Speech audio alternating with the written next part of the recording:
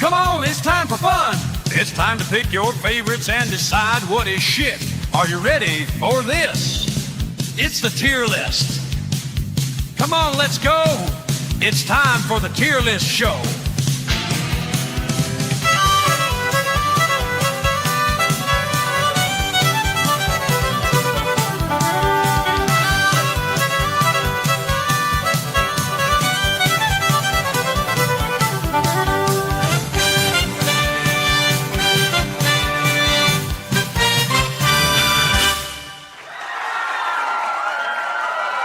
Good evening and welcome to the tier list or the shit list or whatever it is you want to call it here on Midnight's Edge After Dark. We have all 32 flavors of Nick Weiser with us, but he's in blackface. He could be none more black. Dude, I am blacker than the blackest black times infinity. I don't know how you get blacker than that, but yeah, happy to be here. Good to see you. Good to see Greg once more. Hello to our chat. Thank you all who were here for the last hour for your patience. You know, accidents happen. We're dudes, we're humans, and you know, we forget things sometimes and we fuck up. But we're here. We're ready to have fun. It's going to be diabolically huge talking pre-MCU movies. Let's go. That's right. We're going to get into some pre-MCU films. So that means even films that aren't connected with the MCU, if they are released post-MCU date, those are going to be for a later list because otherwise we'll be here till next week. But we have Greg with us as well. How you doing, Greg? Doing good. Glad to be back with you guys this week. I'm sorry I missed DC because that's my more area. Your jam, yeah. That's more jam. I don't get me wrong. I love Marvel. I grew up reading Marvel and DC, but I was always more of a little bit of a DC guy. So I still have a feeling you'll have seen most of these movies. Oh yeah, yeah, guaranteed. And we also have SFX 14 Sabretooth Raptor in the chat, sending in a $5 super chat right off the bat. Thank you for that and the support. This evening all. Apparently, there's a tariff now on movies. VR is talking about it now. Blade is super A tier. Snipes is the only one and only Blade. Yes, that's right. A tariff on movies. Yeah, I saw that. Maybe on videos, but I don't even know when that's going to be really that big of a problem, but we'll see. It's something about he's invoking a 100% tariffs on making films in America. Any films that are made outside of America, they're going to be tariffed. Something like that. Oh, okay. Yeah, this had something to do with that John Voight thing or something like that also. So okay, yeah, I'm not up to speed on all this shit. Yeah. So I'll have to read up on that one. But thank you for that. And yeah, I agree on Wesley Snipes being the only Blade. And speaking of that of course is on our tier list tonight. So and Walter wants to know if your camera's out. No, he's just doing blackface. Yeah, look, I can still do the avatar if I want to, but I'm really trying hard to get this successful BLM grift going. It's not working out so well. All you got to do is just go call some little kid and you're good to go. Oh, yeah. Shit. Why did I think of that? Such a simple, effective thing to do, too. Man, okay. All right, Patrice. You know what? Instead of calling, call him. And that would be a new thing and a twist because people haven't used the term in years. Like, when was the last time you heard it? True. I mean, seriously. It's time we make it great again. Yeah, let's take it back.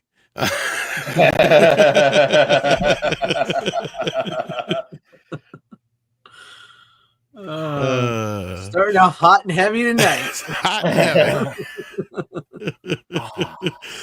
Kind of like the pre-MCU starting out hot and heavy with Howard the Duck. Or if you're doing this correctly, Howard the Duck. Howard the Duck. So yes, we have, let's see here, just to kind of break down the list so everybody knows what is on the list since it's so tiny on your screen, I'm sure.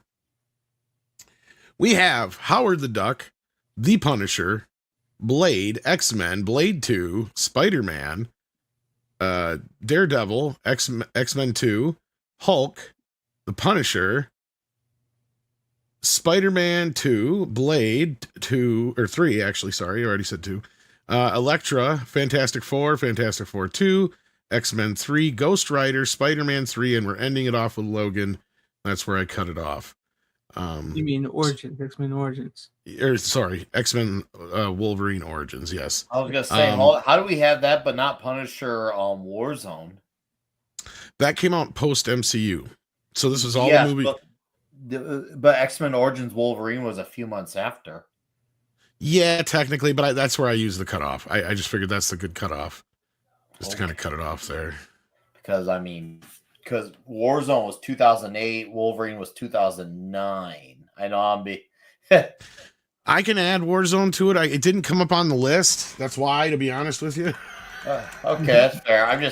For me, that one makes sense to have, because I know at that point there had only been Iron Man and the Incredible Hulk out, but I'm not gonna fight for it that hard. It's just inconsistent when you have X-Men Origins Wolverine there. I don't know. That was the next one in line on the list. It wasn't Punisher Warzone. So Well, it probably doesn't even know it was a movie, to be fair, because it didn't do well in the theater. Warzone, unfortunately, was a huge bomb. So, yeah. Well, they had some of the ones that I had to leave off because they were straight to video and TV shit. So I was like, yeah. Okay. Yeah. I don't know. It wasn't the best of lists, I guess, evidently. Yeah, it is what it is. All right. So now I got Punisher Warzone on there. Yes. All right. Let me realign this. Let me get it. Presentation mode. All right. Okay. Here we go. So we got a few more movies, I think, than we had last week. So we're going to have to go through these rather quickly as we can. We only got 3 of us, so that shouldn't be a big deal, at least for now, until anybody else shows up. Cthulhu sends in 5, says, always enjoy these shows. Any chance you can do original IP superheroes soon? Love to see a rank on Toxic Avenger, RoboCop, Defender, Hancock. It's not a bad idea. I think there might be just about enough for one too many for a list like that, but we could try it out. Meteor Man, Blank Man, stuff like that. Oh, definitely. I think we could work something like that out. Let me see what I can come up with on that. I know there's quite a few. But all right, so let's get this rolling. Let's start with Howard the Duck. Greg, what's your feelings on Howard the Duck? I love Howard the Duck. I think this is I personally think it's a good movie. It's a fun movie. It's hilarious. I will be honest with you. I'm not as familiar with the Howard the Duck comic myself. I had never really read that growing up. Like I read The Punisher, I read Spider-Man, I read the Hulk, I read X-Men, but I was never Howard the Duck, a comic reader. But I personally love this film. Is it a good film? No, but is it awesome? Yes. So this is the problem of how I'm trying to rank it, because if I'm going to rank it from personal nostalgic feelings, I would give it a B. If I'm going to rank it based on the movie itself, C. I'll give it a C. So that's where I'm going to give it. I'm going to give it a C. But I personally enjoy the movie. I think it's a fun movie. Leah Thompson, right. I mean, in her prime. Well, there you go. Yeah. So, Nick, what about Howard? Oh man, it seems like there's been either I'm late to discovering the nostalgia, or it is a recency thing that's popped up. But I was never wild about this movie. I don't hate it. There is some entertainment to get out of it. I'm going to go with like a C, kind of leaving on a D, but C will be where I lean my most generous score at. Growing up, I loved this movie. I didn't understand why people didn't like it. Right. Okay. Like, this is when like my cousins and everybody be like, oh my God, that movie's horrible. Like, I didn't even really understand what a flop was or what, a bad movie really was. Yeah. I'm just like going, you've got a cool talking duck, aliens, all this kind of cool shit. The mom from Back to the Future. What more do you want? Yeah. Like, she gets in her underwear, but I mean, it has that weird. Yeah, I mean, at that point, I mean, I'm sure I noticed at some point, but like, I'm still sitting here going as a younger kid, just going, what is wrong with this movie? I don't get it. It's perfect. It's a great movie. It's got everything you could ask for as a kid. Yeah. So like as an adult, yes, watching it now, it's a bit tedious in some spots. Is it a good adaptation of Howard the Duck? Not really. but it has some elements to it that are like, okay, that there's some things that are straight up out of the comics. What's funny about it is how kind of George Lucas is almost just kind of treated it like a bastard stepchild of sorts over the years. I mean, it has founded cult audience over the years. It didn't straight up flop at the box office. The problem was that it was a very expensive film. It was just panned by every single critic who could pan it, right? Like I swear some critics went to see it twice just so they could pan it twice. I mean, it did do okay at the box office, but I don't think it really made money per se. But yeah, no, it's not a great film at the end of the day. I guess I'd have to agree with the C. It belongs in that C level. It's not bad enough to where it was critically panned. Oh God, yes, the critics hated it. Wow. Yeah. Really? See, I don't find it to be great at all. Like, I think Roger Ebert was going on with, like, I can't believe somebody who has the imagination of George Lucas could make this piece of shit. What? In so many words. Yeah, like, it was, I mean, him and so many others were just like, oh, fuck this movie. Like, yeah. Yeah. Like, this is the movie they wish they could take out back and beat the fuck out of. Like, that's the way they treated it. It's true. It's true. That is just cruel. And part of it's George's own fault with the way he hyped it up, and he kind of made it he did this ET kind of campaign with it, where if you notice, like on the poster here, you can't see Howard's face. Nobody saw Howard until the movie came out. Like, he kept him this big secret. You can only just see glimpses of his feet and his hands and certain other things. Like, if you watch the original teaser trailers and stuff for Howard the Duck, I think the most you see of him is his tail. Right, in his shadow, like kind of walking, because otherwise he doesn't show you what Howard looks like or really sounds like or anything like that until the movie came out, and everybody's just kind of like, "What is this?" And I don't think it helped that Howard the Duck was also probably one of the most unknown Marvel characters there was at that time, and not only that, they didn't even fit. Doesn't even fit the typical superhero mold. And I mean, you probably know him a little bit more from the comic side of things, Nick. I mean, he's got more fame now because of Guardians of the Galaxy and whatnot. But I mean, at the time when he came out, he was kind of more seen as a satire or a parody of sorts. If that makes sense. Mm-hmm. I mean, he's just kind of he's an anomaly of sorts. That's the best way I can put. Huh? He's a duck, man. Yeah, and I've got like 2 or 3 of the first so many comics, and there is some stuff in the movie that's like straight up out of the comics, but it's just kind of like how it was adapted is the problem. I don't think it quite knew what it wanted to be. If they wanted to focus towards what audience, like the comic audience or the teen audience or the kid audience or the family audience. That's the problem, because the comic initially was not for kids, really. I mean, it goes from like they mentioned, it goes from like duck tits to scenes where, yes, everybody in the family can watch it, to a duck and a woman almost doing something in bed together, to a scary, what's his name from Overlord from the Overlord Dimension. The guy, shows up and it gets real scary for younger kids. So I would say it didn't quite know its audience, but it's found it over the time. I think you're right. Like, because George was always trying to George and Steven Spielberg at that time were really trying to nail that PG-13 audience. Mm-hmm. Like they kind of had the market cornered on that, and that's kind of really where this movie lands. Even though I think it ended up getting a PG, it really should have been a PG-13. Yeah, like I think that's the first problem. Yeah, it gets a little racy. So yeah, but I think C's a good fit for it.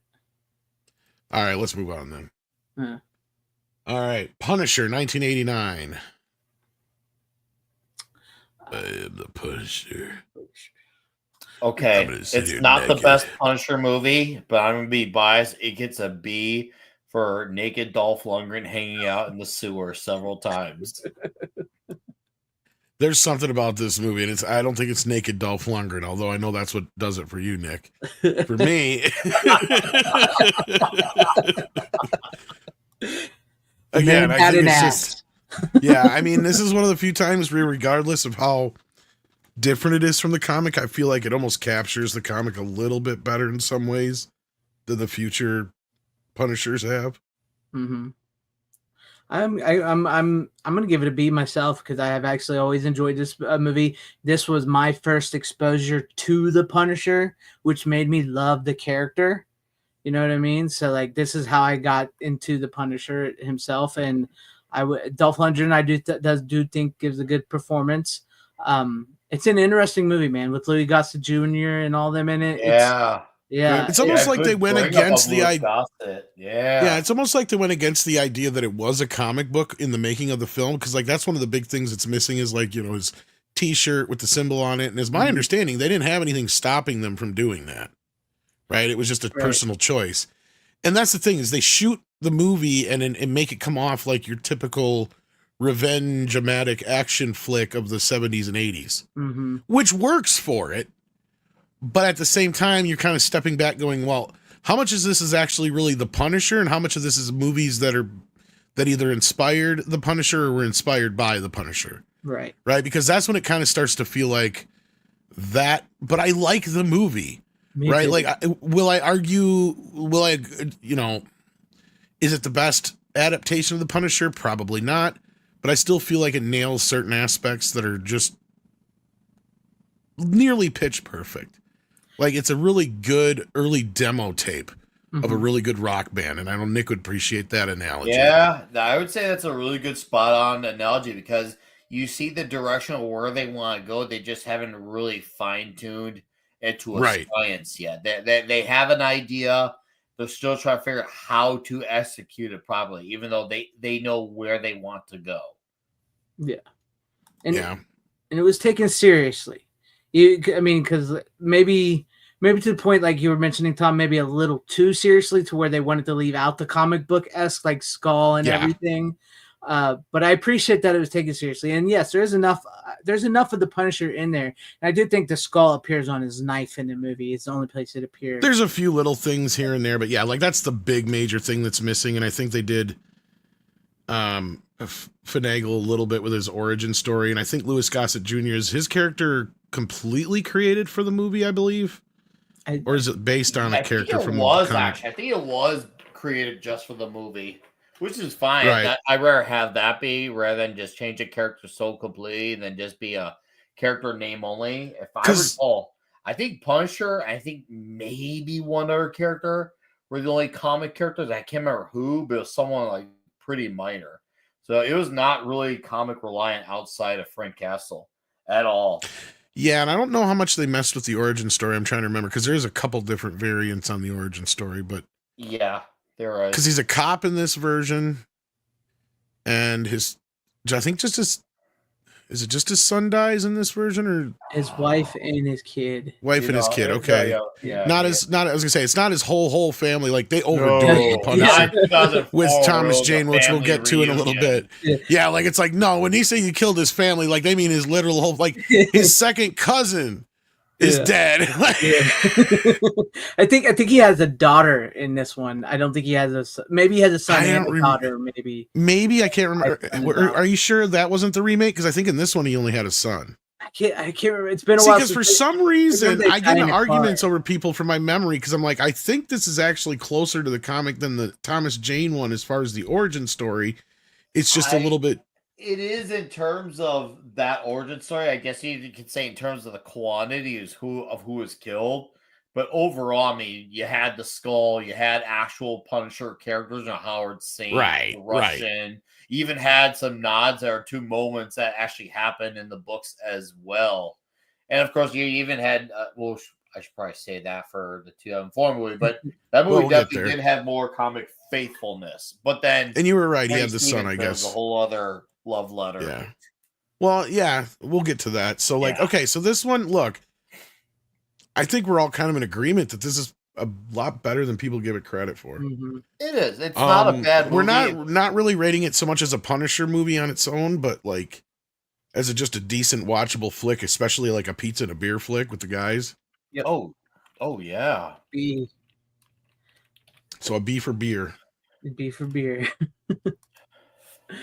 All right. So now, yeah, we're about to get there. We got a couple super chats here. We got Klikioki, who says with $2, thank you for that. No Amazing Spider-Man movies on the list. Well, those are post-MCU era. Now, notice I say era. Like with last week, it was DC era, pre-Snyder era. So, yeah. So, we'll eventually get back around to the different eras. So. Oh, I can't wait to we'll have to do a Spider-Man verse list so we can include Madam Web and Morbius. I was going to say, that's the problem with that is you can almost separate those by that point on their own lists. Yeah, because it's sad that all now encompasses a list of all the damn things. Well, and when I was getting through this, I'm like, Jesus Christ, you could almost do a whole list of the X-Men movies. Yeah. Like, just of the X-Men movies alone, we've got, 13 of the bastards altogether, if you count, like, New Mutants and all the side stuff? Yeah. Mm-hmm. Yeah. Yeah, we could do an X-Men list, too. Good point. Even Deadpool kind of counts in there. Vincent Cruz, look, May the 4th be with you as well, my friend. We talked about this just before the show. I'm actually glad you brought this up. We're going to do our Star Wars list on the actual Star Wars day. What day is that? May 25th. And it happens to be on a Sunday this year. So, yes, we're going to count down the Star Wars films on May 25th. And Christian Garcia, it doesn't have a Blu-ray from Lionsgate for this Punisher, but you can get your hands on the import, which is actually a pretty good one. It has all kinds of special features, and I think it's region-free. SFX F314 Sabretooth Raptor says, have not watched 89 Punisher. The first Punisher I saw was the Thomas Jane one. I give the Jane Punisher a B. I think Roy Scheider was his last movie. Yes, I think you're right. Mm-hmm. Yeah. Shark didn't get him, but the mob did. His whole family. The whole fucking family. Anyway, Blade. So, Nick, let's start with you on this one, because this is kind of a movie that kind of was kind of a precursor to the golden age of the MCU prior to the MCU, I guess. Up, man. I mean, the way you can put it. Huge for me coming up because I may have been the only kid I known. So, okay, I was 11 when this came out. I remember seeing the previews for it. I couldn't see it right away. I think I saw it a year later. But I remember being the only kid and bragging about it, of course. Fourth grade me was bragging to the moon and back that, hey, it's based off of Conquer. What? Yeah.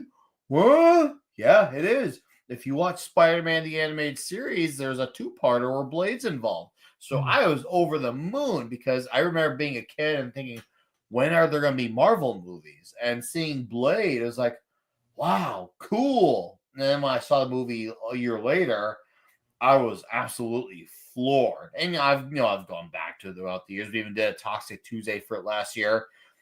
And I've heard people say, the CG on the third act hasn't aged well. Not a lot of CG in the 90s, outside of a few exceptions, are good. When that is your worst of your complaints, to me, that's not really an argument because the movie is very entertaining and it is fun. And Wesley Snipes' performance is great. And he only breaks out of character once.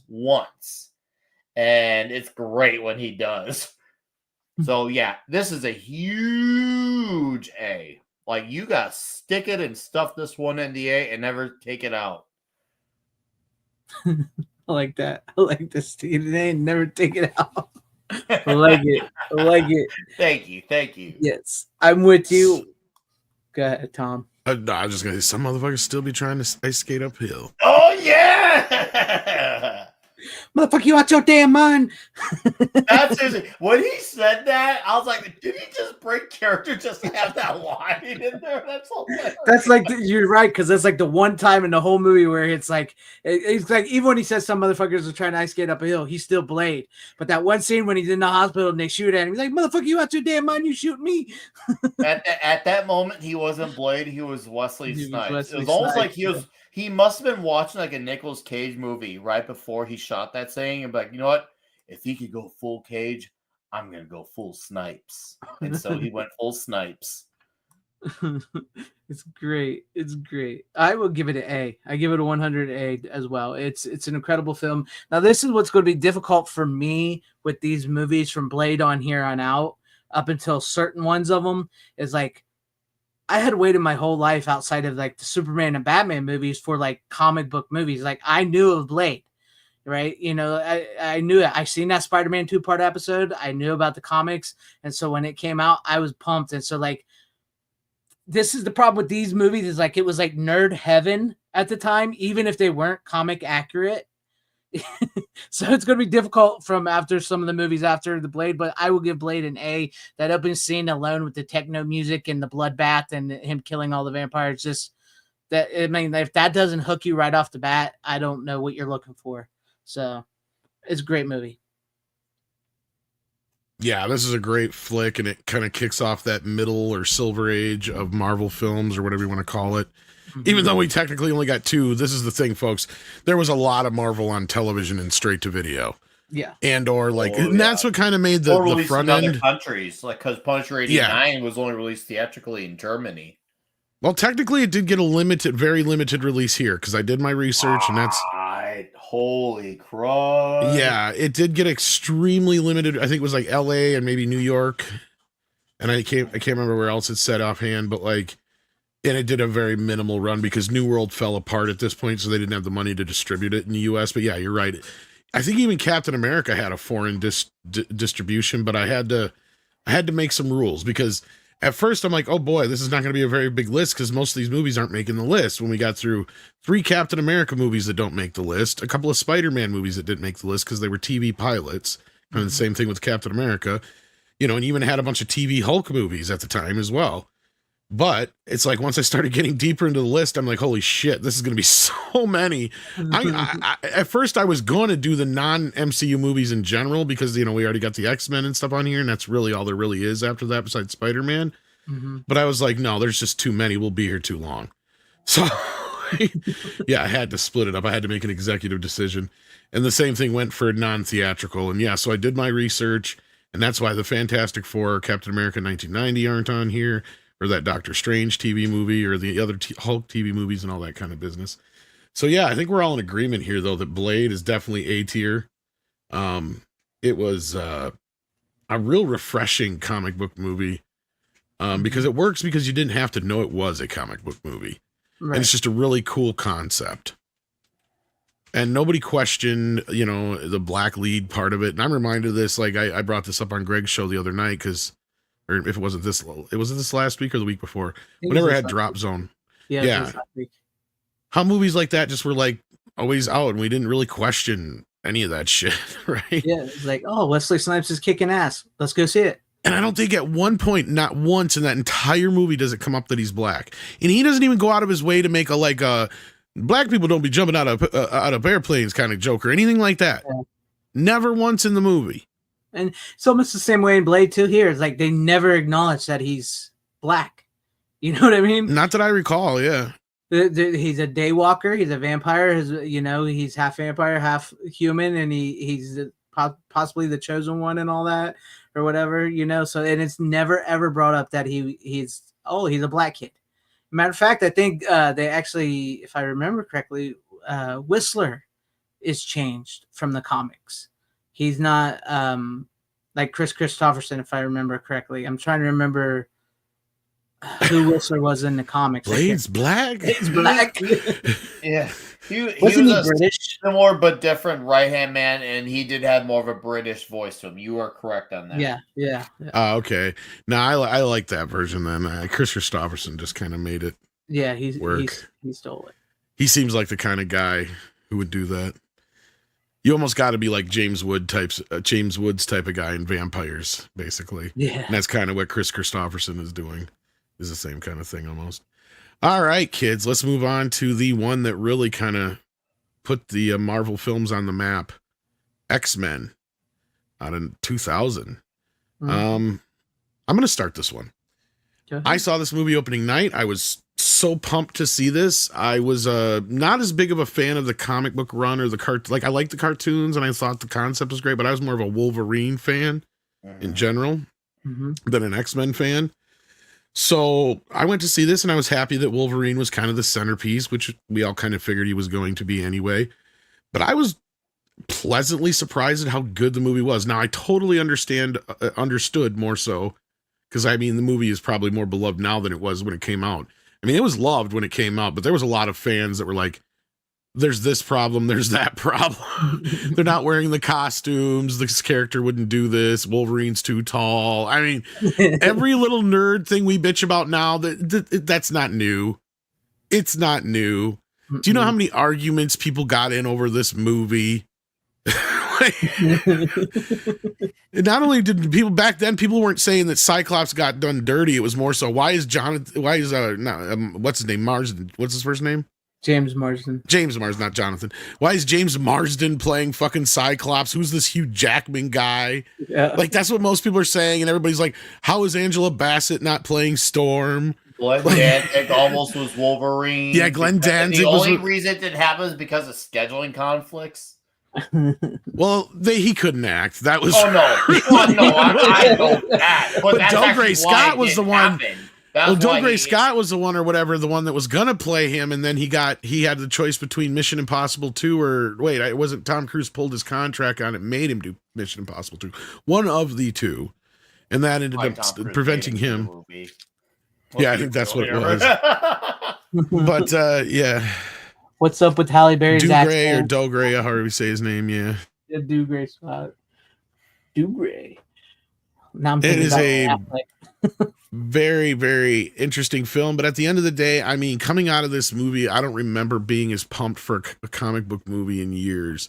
Like, yes, Blade was amazing, but Blade didn't quite feel like a superhero comic book movie. It had a lot of the vampire, horror, action kind of elements to it, yeah. Action thriller horror type of movie, almost like a John Carpenter movie, basically. Yeah. I would agree on that. Absolutely, Tom, you nailed it. To where X-Men straight up felt like this is the new modern comic book movie. Mm-hmm. Yeah, right. I would argue. Yeah, it definitely was. It was definitely the first movie that was setting the tone towards the direction, towards the correct like balance of seriousness with the colorful suits and the fun, and still able to tell a coherent, cohesive, collected story where you could still have characters who would, occasionally have quips, but wouldn't be to the point where they would go bonkers about it. It was definitely, you could definitely tell they were very mindful of it. And the moments where it did have in this movie were good. Like, obviously, the line about the yellow spandex, I remember, because their rationalization at the time was, can you imagine a guy running after you in a yellow suit? Which I'll admit, 12-year-old me did kind of laugh at that. I thought that was a clever line. It was just so funny that when I heard that there was going to be an X-Men movie, I thought to myself, the only man who could ever play Professor X is Patrick Stewart. Right. I remember thinking that in 1995, and then it actually happened. And I was like, yeah.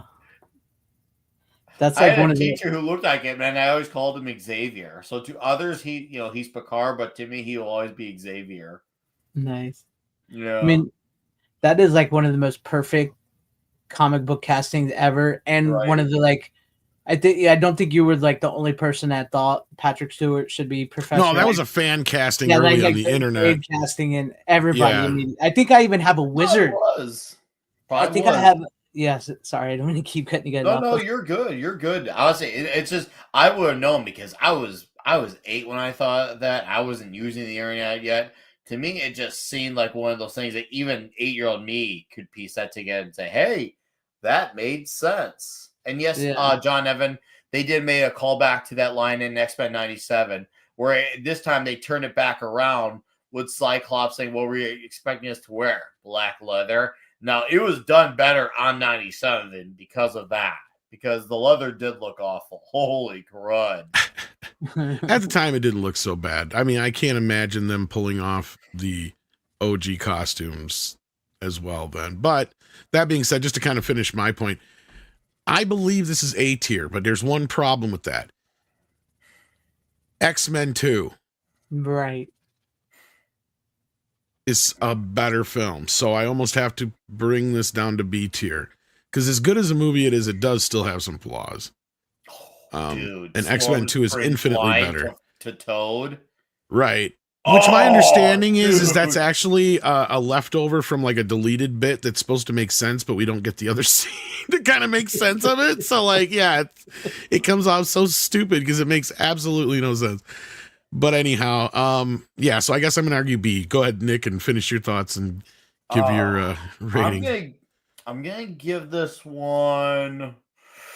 Ooh boy, I'm not gonna lie when I say I bounced between B and C with this one over the years. Oh, okay, so you're a little because farther at the down. time I was really, even though the X-Men wasn't my main thing, I still knew who they were. I had seen the animated series, I respected them, and I remember being very mad not having actual superhero suits.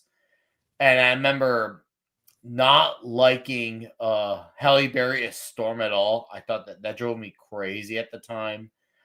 I'm trying to think here. What else? So, I'm trying to think here. Sorry, I had to really. I'm digging deep in my head. Okay, no, there was some stuff in this that I did like. I like the banter right away between Wolverine and Cyclops. How do I know it's the real you? You're a dick. Point taken. I love that. That was perfect. Perfect line. Obviously, you see the beginning of what becomes a great, long-lasting relationship between Magneto and Xavier. That's really good. So I like that. I'm going to go with a B on it because there's still some good moments, good stuff with the action, good stuff with the dialogue. You could see that they understood the balance a little bit more between seriousness and fun. And also, when I saw it in my theater, I got a comic book for seeing the movie. Nice. I know. Imagine that. That used to be a priority back then when they would do stuff for whether it's for toys or stuff for movies. They would have comic books that come with these things to actually promote the books. What a concept. Who would have thought? I know. So, Greg, it's 2 Bs. So 2 Bs or not 2 Bs? I'm gonna go with you guys and give it a B. It's a solid B. I would give it an A, like you said, Tom, but I do have some caveats with it because I do remember watching the X-Men cartoon series, reading the Chris Claremont books. I had just read the Apocalypse, Age of Apocalypse comics as well too. I think before this came out, and I was a big fan of all the X-Men, much like you, Wolverine thing. One of the caveats that I had about it was the Sabretooth Wolverine relationship. I did not like that it demoted Sabretooth to just being a background like lackey villain when he's so much more complex than that. But all in all, like you guys, I was super, super pumped when I heard about this, when I saw it going to the theater opening weekend. It was an incredible experience. And this is what I loved about these movies is because like I said, I was a little more of a DC fan and I love Superman and Batman, but that's like all Warner Brothers kept giving us was Superman and Batman. So it was kind of refreshing when we got Blade and when we got X-Men, especially when we got X-Men, because that was like, okay, are we going to get Spider-Man next? Can I get what's going to happen now? Because we grew up on those cartoons and those books and stuff, so I was really pumped to see this. But it was nice to see another A-lister kind of her crew get a superhero movie. Yeah, it was, and so, but no, I would almost put it in the A tier. And I know some of the people out in the chat are saying 1 and 2 can both be A tier, and that's true, they both can be. But there's just a few, as my nerd brain. There's just a few caveats that's restricted me from giving it a solid A, but it's still a damn good movie. Yeah, and I mean, look, I get it. Danny DeVito probably should have played Wolverine. But can you guys really imagine him coming out going, so I come out and I was swinging and I was snicking and schneeing left and right, cutting people down. And all I could think about is I just want a sandwich. I mean, that would be what the movie would be. It'd just be joke after joke of Danny DeVito as Wolverine. Who you calling short, bub? Like that's what it would be. Funny though. I'll cut your kneecaps off. Hunter DeVore. No, Glenn Danzig should have been Wolverine. I wish they could have reached out to him for Deadpool and Wolverine. Just a cameo would have really satisfied me. And they could have to have Danzig Wolverine. That would have been kind of funny. Dude, it would have been awesome. They could have been having him jam like Danzig could have been like killing people to Twist of Cain. It would have been perfect. Oh, that or you know who he should have played? He should have played the future Wolverine, the one without the hand. Yeah, that would have been the one to have him The play. Age of Yeah. Okay, Apocalypse. ultimate team up. Yeah. Glenn Danzig Wolverine teams up with Nicolas Cage, Ghost Rider, and Doomsday. It will save lives, literally. What about Nicolas Cage's Superman? That's in our company. Let's hear Who Lois. cares? Who cares? It's like, I'm actually seeing The Surfer Thursday. I'll let you know how it is from Nicolas Cage. The Surfer. That's his new Oh, Nicolas Cage's new movie came out the same day as Thunderbolts. I'm gonna see it Thursday. did not even know about it. All right. Well, you'll have to let us know how that goes. I will. All right. Well, here's one I have not seen for some time. And I've been waiting because we are getting a 4K. That's why I haven't revisited it in a while. Blade 2. Now, I don't know if you guys have watched it recently, because I remember when I first saw it, I'm like, this movie's better than the first one. But I have not seen it in years, and a lot of people are like, oh, no, it's not. So I don't know. What do you guys think? Nick, where would we place Blade 2? You know, I'm gonna put this one as a C. At the time, freshman Nick loved Blade 2, but then 21 and beyond thought it's a pretty good movie. It's pretty good, but I do not get why I liked it better than the first in retrospect. When I went back, and I still go back to it, it's a watchable movie. It's not a bad movie. I had fun with it. But what was captured on Blade, the first one, once again, it's just one of those things that often imitated, never duplicated. I rest my case.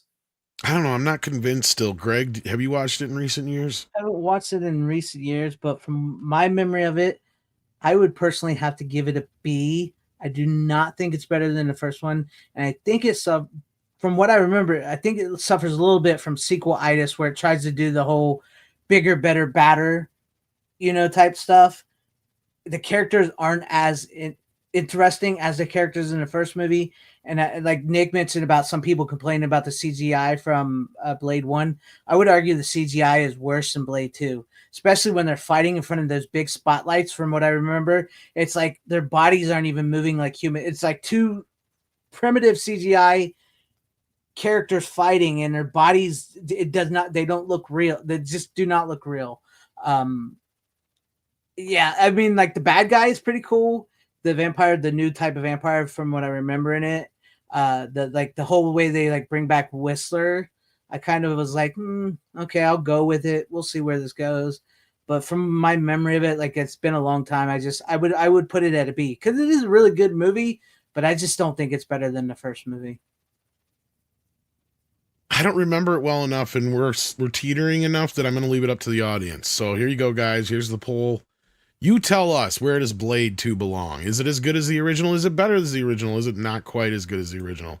It's down to you, kids. So let's keep moving here. Decide. I like that. That is right. Fair. And speaking of Wolverine, SFXF314 Sabretooth Raptor sends in $10. Wow. Thank High you. Roller says Jackson is the Wolverine. Don't care about the height issues. He did fantastic job playing Logan.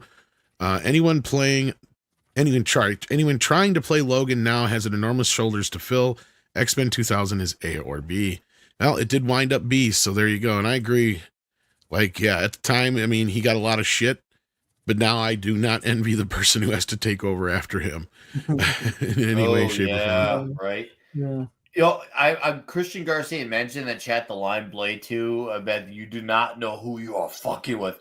I remember the commercials. This is when I started to notice things would be changed from commercials to the actual movie. That was my first time I was ever in a movie. And I thought, oh, they changed that. Because in the commercials, Blade would say, you do not know who you are messing with.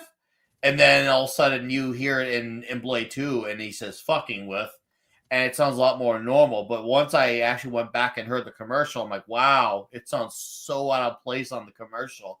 That was when I start to, I guess you could say, pay attention to smaller details right around freshman year.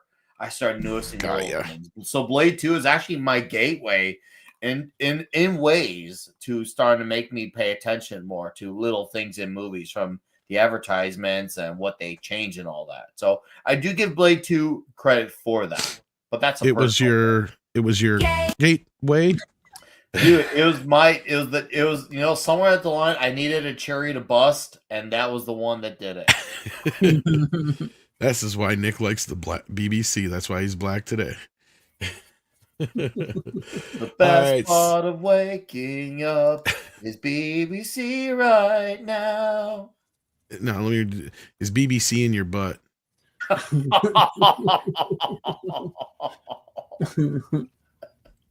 You need to brighten up your day.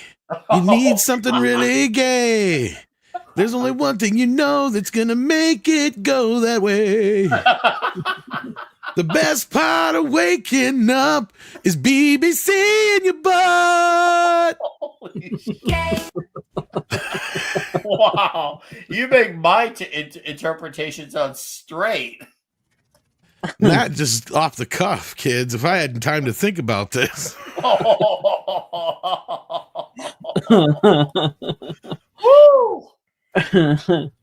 All right. You earned your money there, kids. All right, let's move on now to the Marvel movie to beat of all. Like, this is one I don't even think there's going to be an argument with. The first Spider-Man movie. My God. For what X-Men kind of set me up for, X-Men was fucking foreplay. This was full on orgasmic comic book lust. Mm-hmm.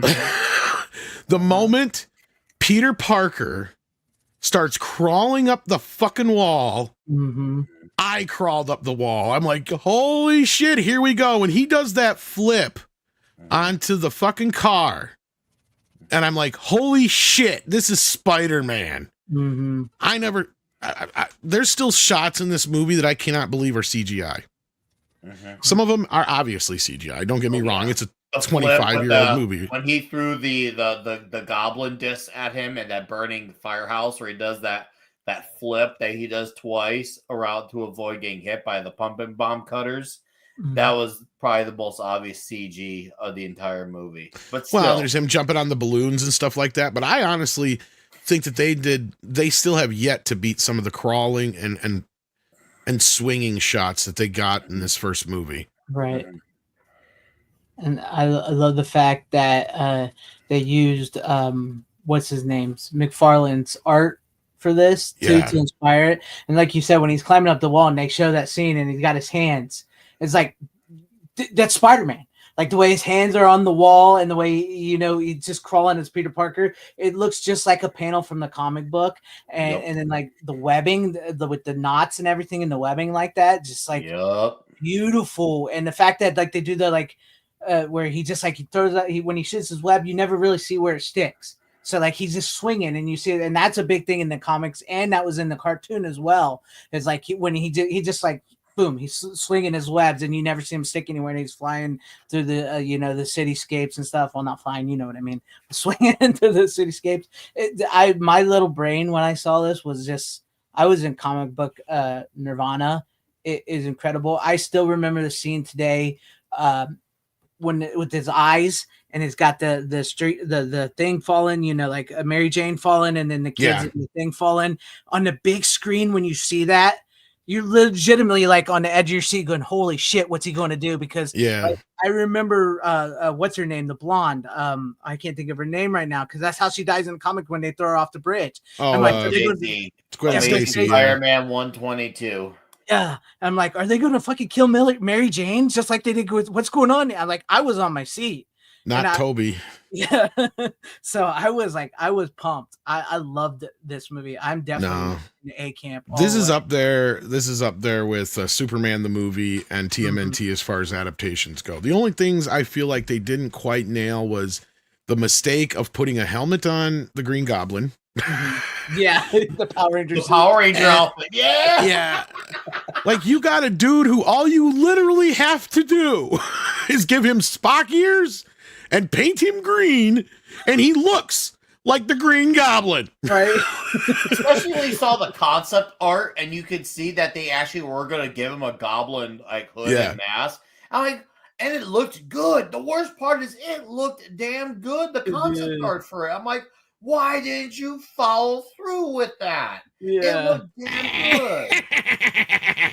Oh God, Willem Dafoe's laugh was perfect. It was so perfect. And I originally, was a little skeptical of his casting. And cut me some slack before you go. How dare you say that about Willem Dafoe? The reason why I was skeptical because at 14, I didn't know Willem Dafoe as much as others did. A, B, my Norman Osborn has his widow's peak hairline where he has that weird looking haircut. So, but then once I saw him on screen as Norman Osborn running Oscorp, talking to himself in the mirror, the evil laugh, he absolutely won me over with his performance as the Green Goblin in that movie. I loved him as about that first shot where he debuts at Times Square. Oh man, what great stuff! And then the final fight with Spider-Man over the New York City bridge, where the people of New York are actually helping Spider-Man. You mess with one of us, that's a great scene. All of us. It is Incredibly heartfelt scene, and it was a perfect time considering that it was 7, 8 and months it's a great 9/11. Yeah, and it's a great kind of bookend to the scene in part 2 where they're like, he's just a kid. After he saves them on the train and shit, like, yeah. This movie came out. I was a senior in high school. It was the year I graduated. It came out at the right time for me because I had sort of to be honest, I had suppressed my nerd side in school because I was made fun of. So, I mean, it happens. What can you say? You're a nerd all your life and you get made fun of and you kind of don't talk about it with anybody at school. But I was a senior and it came out at the right time for me. And at that point in time, I no longer gave a crap. So I was I let my nerd flag fly with this movie. Dude, I was already long out of the closet. I annoyed people with how excited I was for this movie. I saw this movie 3 times opening weekend. The Thursday going into Friday at midnight, that Friday evening, that Saturday evening.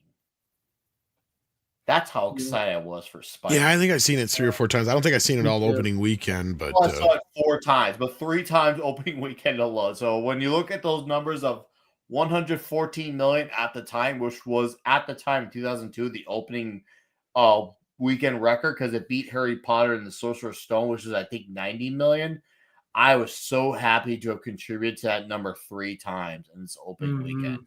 I was just so happy, and it was a great love letter to the Golden Age too. It was really Lee Romita influenced Spider-Man, and Sam Raimi was an actual Spider-Man fan of the comics, which I loved. He also had an old granny of an Aunt May, which is a rare thing, and the Uncle Ben death was done beautifully well. Oh man, J.K. Simmons as Jameson was dude, talk about perfect. Yeah, that is one of the best comic book movie castings of all time. Period, and it ain't even close, dude. Seriously, that's top 10 of all of you name Marvel, DC, whatever publisher, anything ever. He is an all-timer, man. Yeah. When I remember seeing him on screen, because I had no idea who J.K. Simmons was, I was just like, "Whoa, that guy looks like J. Jonah Jameson." And I went from hearing the animated series voice in my head when reading comics straight to hearing J.K. Simmons' voice in my head from then until forever. Yep.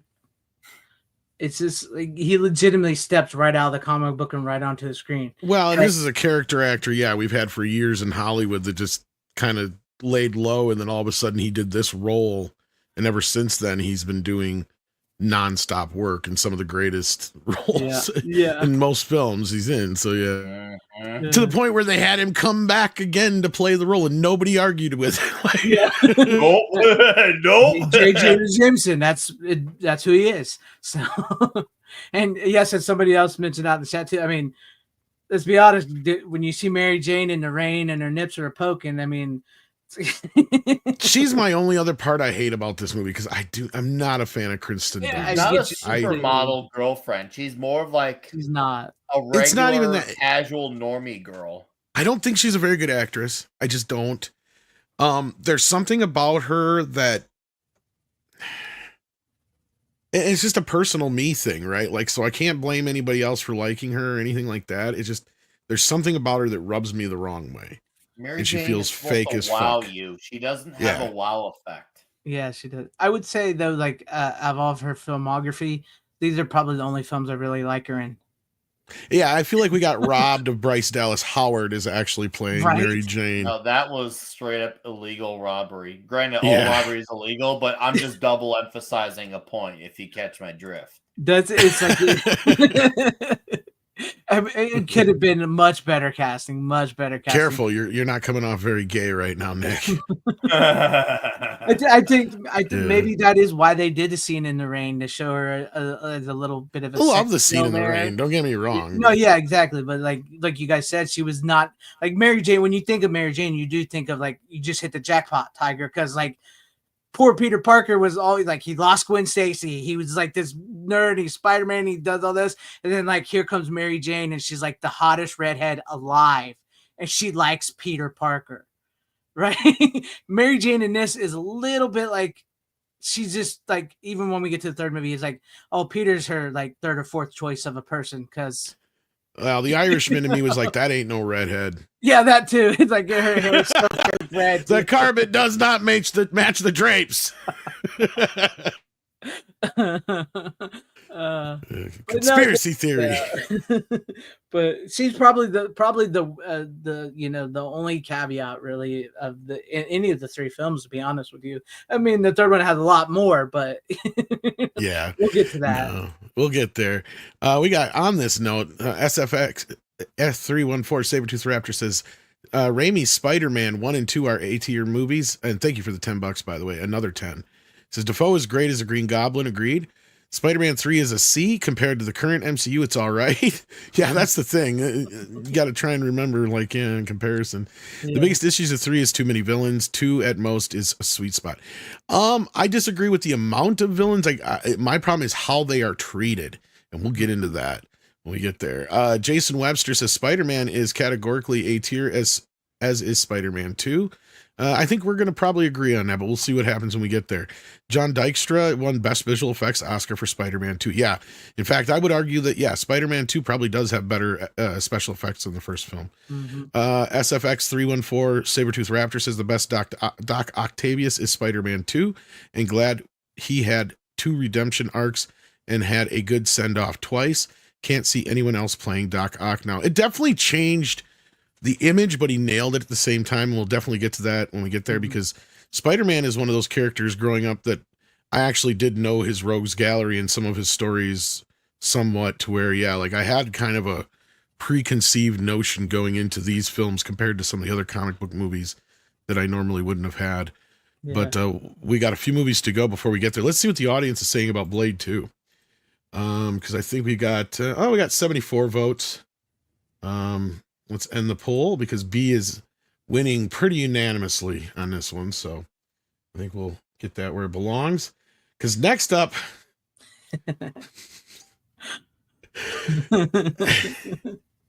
what version are we talking now? That's the well, theatrical, I guess, since it's theatrical releases. So get ready to wake up inside because here you go, Daredevil. Greg? Wake me up inside. You know what? Like he said, we got to think about the time these were released, right? Because compared to today's stuff, it's a little better. But if we're talking the theatrical version here, I'm gonna give it a C. I'm probably being a little generous with that. I'm gonna give it a C. I don't think Affleck is as bad as some people think. I think he's actually not right. Daredevil, I think what's his name as Bullseye is decent. Elektra, no, not. I mean,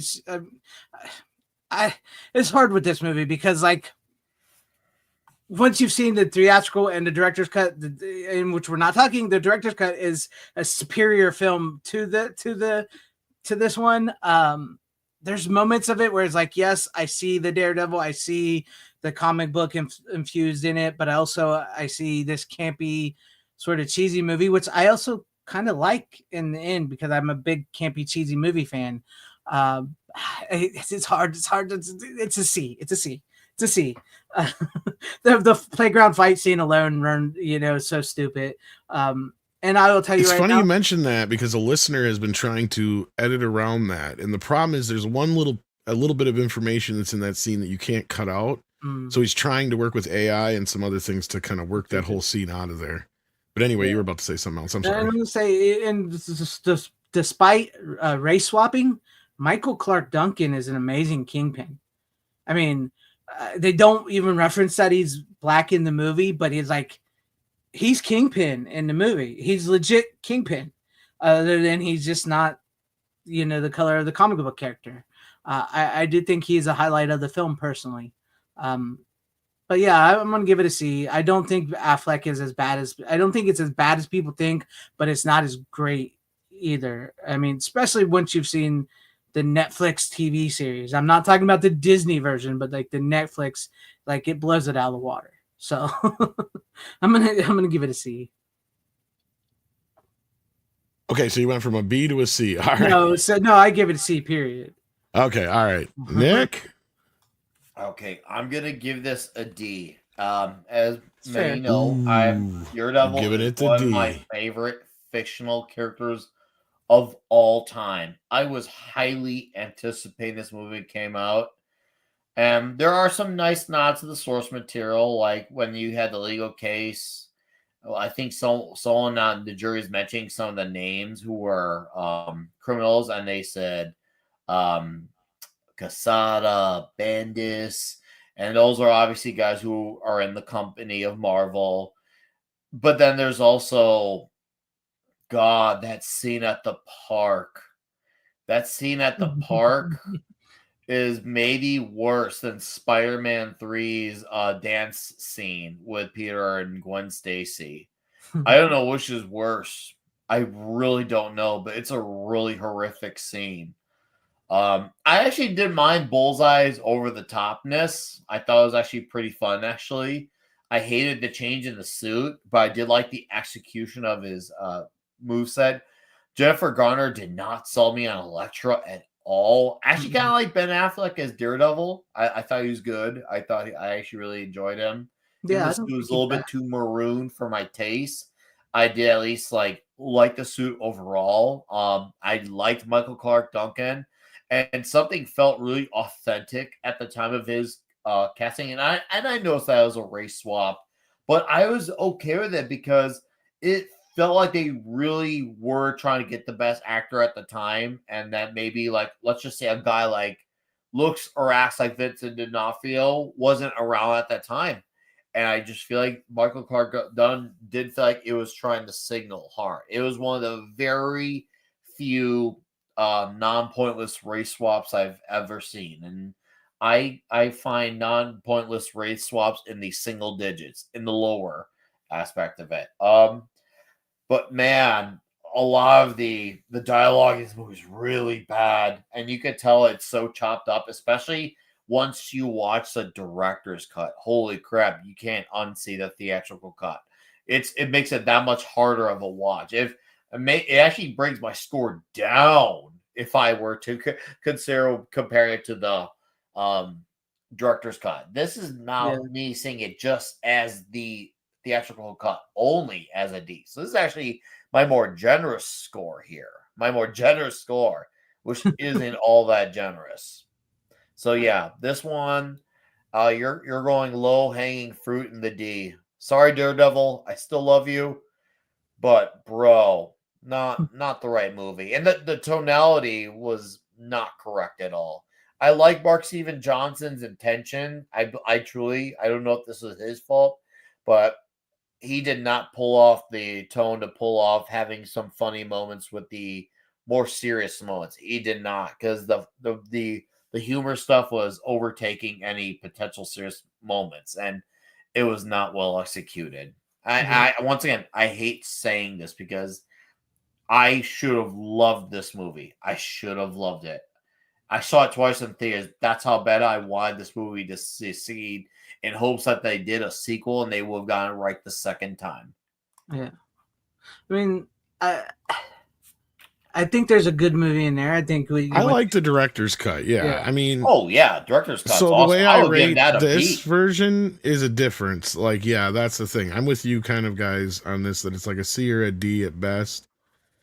But the director's cut is infinitely better, and I think it's a good encapsulation of what Daredevil is in the director's cut. I love Colin Farrell as Bullseye, you know, and Michael Clark Duncan as Kingpin is great. Elektra is definitely the weakest link in the entire film. But they have one of the coolest bits, you know, when they're getting ready for her final fight, where we as the audience, if you're familiar with that comic book, knows what's going to happen. Yeah. Like, we're just like, no, you know, you know, like, this is it. It's going to happen, you know, and they sort of recreated that pretty decently. And that's what I'm saying. In those respects, like, it's because you're both not wrong and you're both right in so many ways, because like it hits so many of the right notes, and then all of the other times they're like completely flat or sour notes. Because you guys both brought up the playground scene, which I also addressed. Like, that is the worst scene in the entire fucking film. Because then you go from shit like that to the rain scene, which almost in my opinion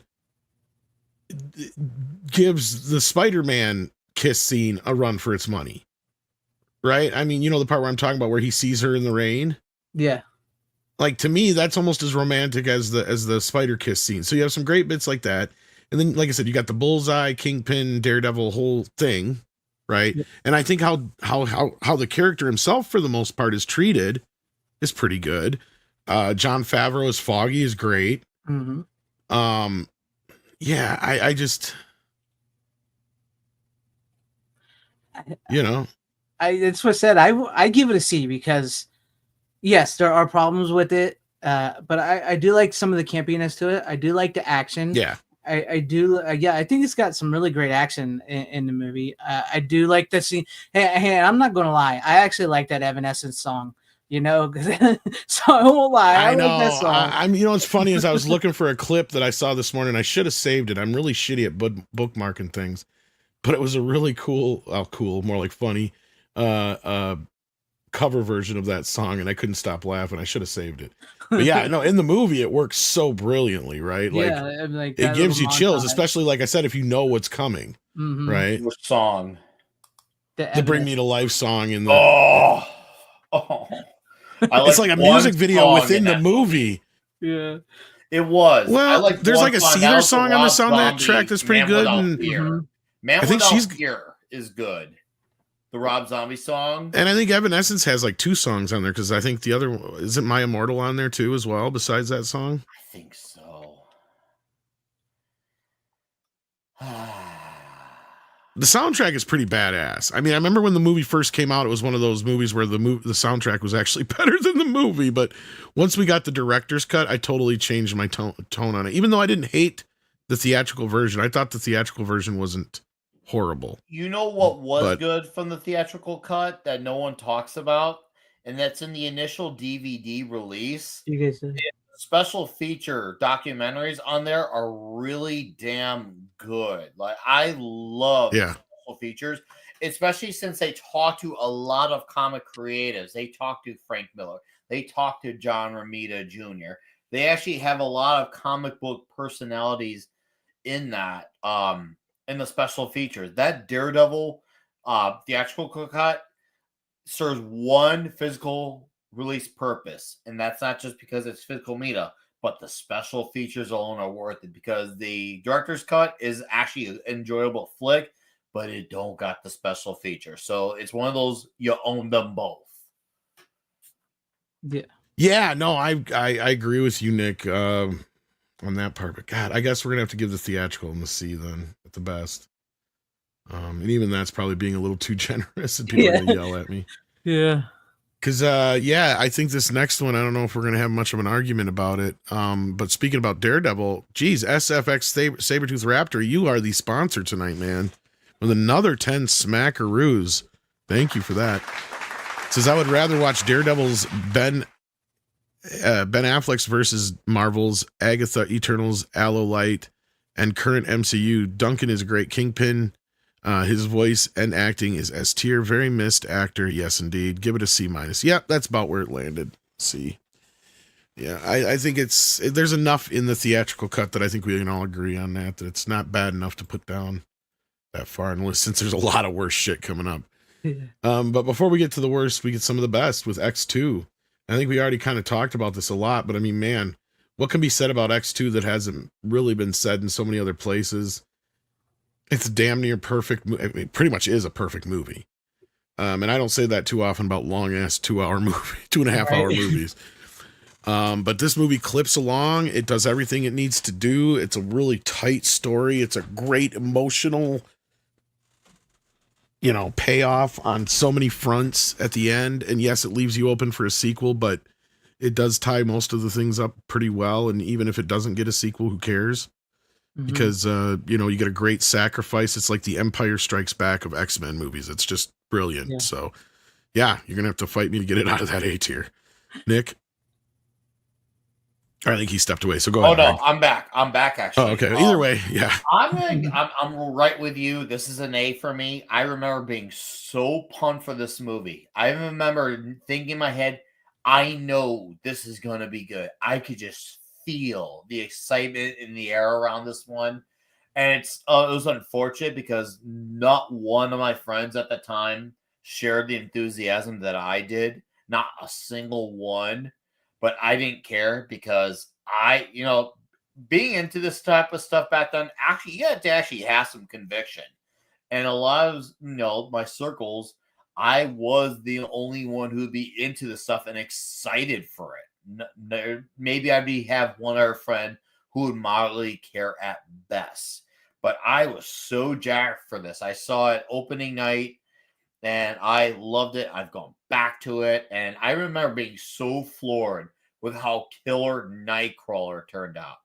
I was so happy with Nightcrawler. And then, you start to get the hints about the Phoenix on the way and Wolverine's backstory, and William Stryker is a cool villain. Oh, I really, this is my second or third favorite Foxman movie overall. Second or third. It bounces between 2 and 3, but it's definitely one of my favorites. I love this movie so much. Greg? Yeah, I agree. I remember even being more excited for part 2 than I was part 1, especially after Spider-Man. Because I was like, at this point in time, it's like, Spider-Man was so amazing, and I was so hyped. And even coming out of Daredevil a little bit, it's like, yeah, whatever. I'm not. Which one happened first? Daredevil before X-Men, right? Yeah, because I got a free ticket. Matter of fact, I got a 3 months. Yeah, I pretty much have Valentine's these. In, Day of 2003. As far as I know, and X2 is May 2003. I remember this very well. Yeah, I was gonna say, as far as I know, this list is in chronological order. The only one that wasn't was Punisher Warzone for some reason. Yeah. So I remember I bought it. I can't remember if it was from buying X-Men 1 on DVD or what, but I got a free ticket to see X-Men 2. It was probably that was the same time they put out X-Men the 1.5 disc. Yes, the 1.5. That's what it was. Yes. Thank you, Tom. The one that Robert Meyer Burnett worked on. Yep. Yes. Which I think I brought that on the show not too long ago, because after Deadpool and Wolverine, and you see the credits, it made me want to rewatch the X-Men movies. So that's what I did, the first 3 anyways. But no, I remember being absolutely excited for this. It is so much a better story. I mean, like the whole scene when Magneto, you should have killed me when you had the chance, Charles. Oh, so that good. Scene is amazing. Lady Deathstrike. And the fight her and Wolverine have, and like the emotional, like even at the end, like you feel so bad for her too when it's over, because you know what a Stryker did to them. You know what I mean? It's an incredible movie. I think it plays both well emotionally, because it hits all the emotional dramatic beats very, very well, and it also gives you enough of the action scenes for the action movie lovers as well. It blends it very, and like you said, it's like a 2-hour something movie but it, like, you're so invested in the story and the characters and what's going to happen next that you don't care how long it's going. And even by the end of the movie, you're kind of like, man, that was so damn good. What I mean by the running time is like, okay, so the first movie's like I think an hour and 45 minutes exactly, Mm. like an hour and 47 minutes, somewhere in there. Mhm. I don't think it's 2 hours. If it's 2 hours, I apologize and I was wrong, but I don't think so. So like that was my memory, is always like the sequel makes that, and Spider-Man 2 is kind of guilty of this too, but at least it manages to be a good movie, so that sin is forgiven. But of that sin I always bring up of making a sequel longer than the first movie where there's no real necessity for it. It's like your first movie is an hour and 45 minutes. Why is your sequel 2.5 hours? Yeah. Time Right, and this is place a common for thing with things, comic.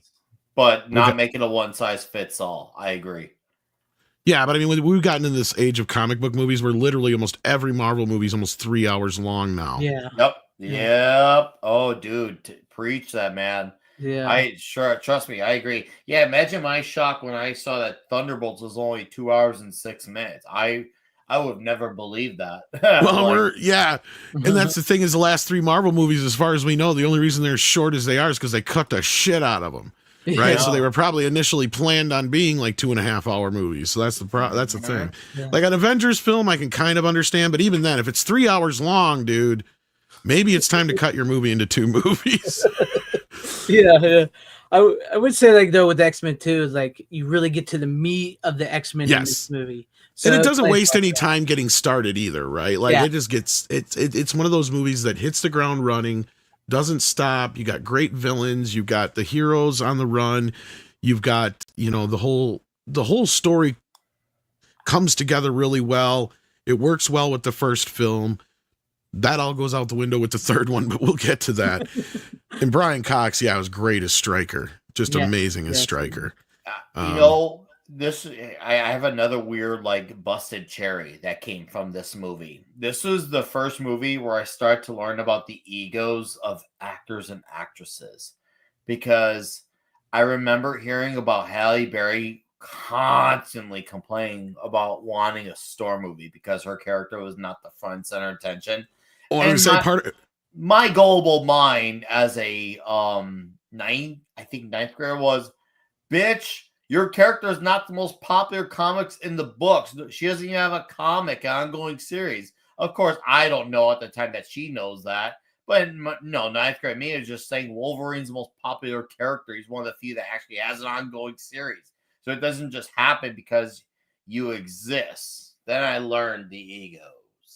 Yeah, I was gonna say, I think she Oh. griped enough that part of the reason the movie is longer is because they added a bit of stuff for her, and then the third film especially, they added a lot for her.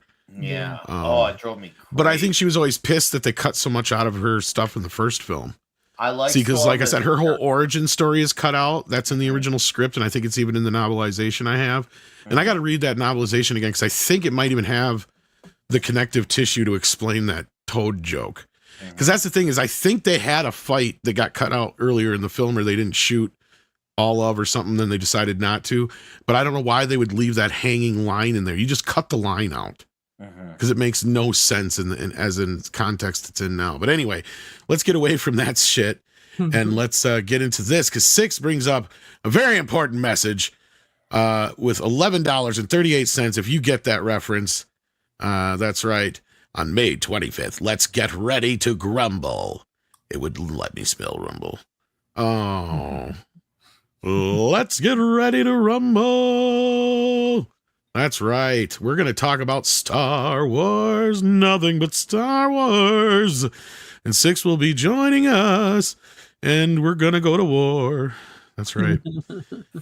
We'll talk about all the Star Wars films, theatrical Star Wars films, on May 25th, the real Star Wars day.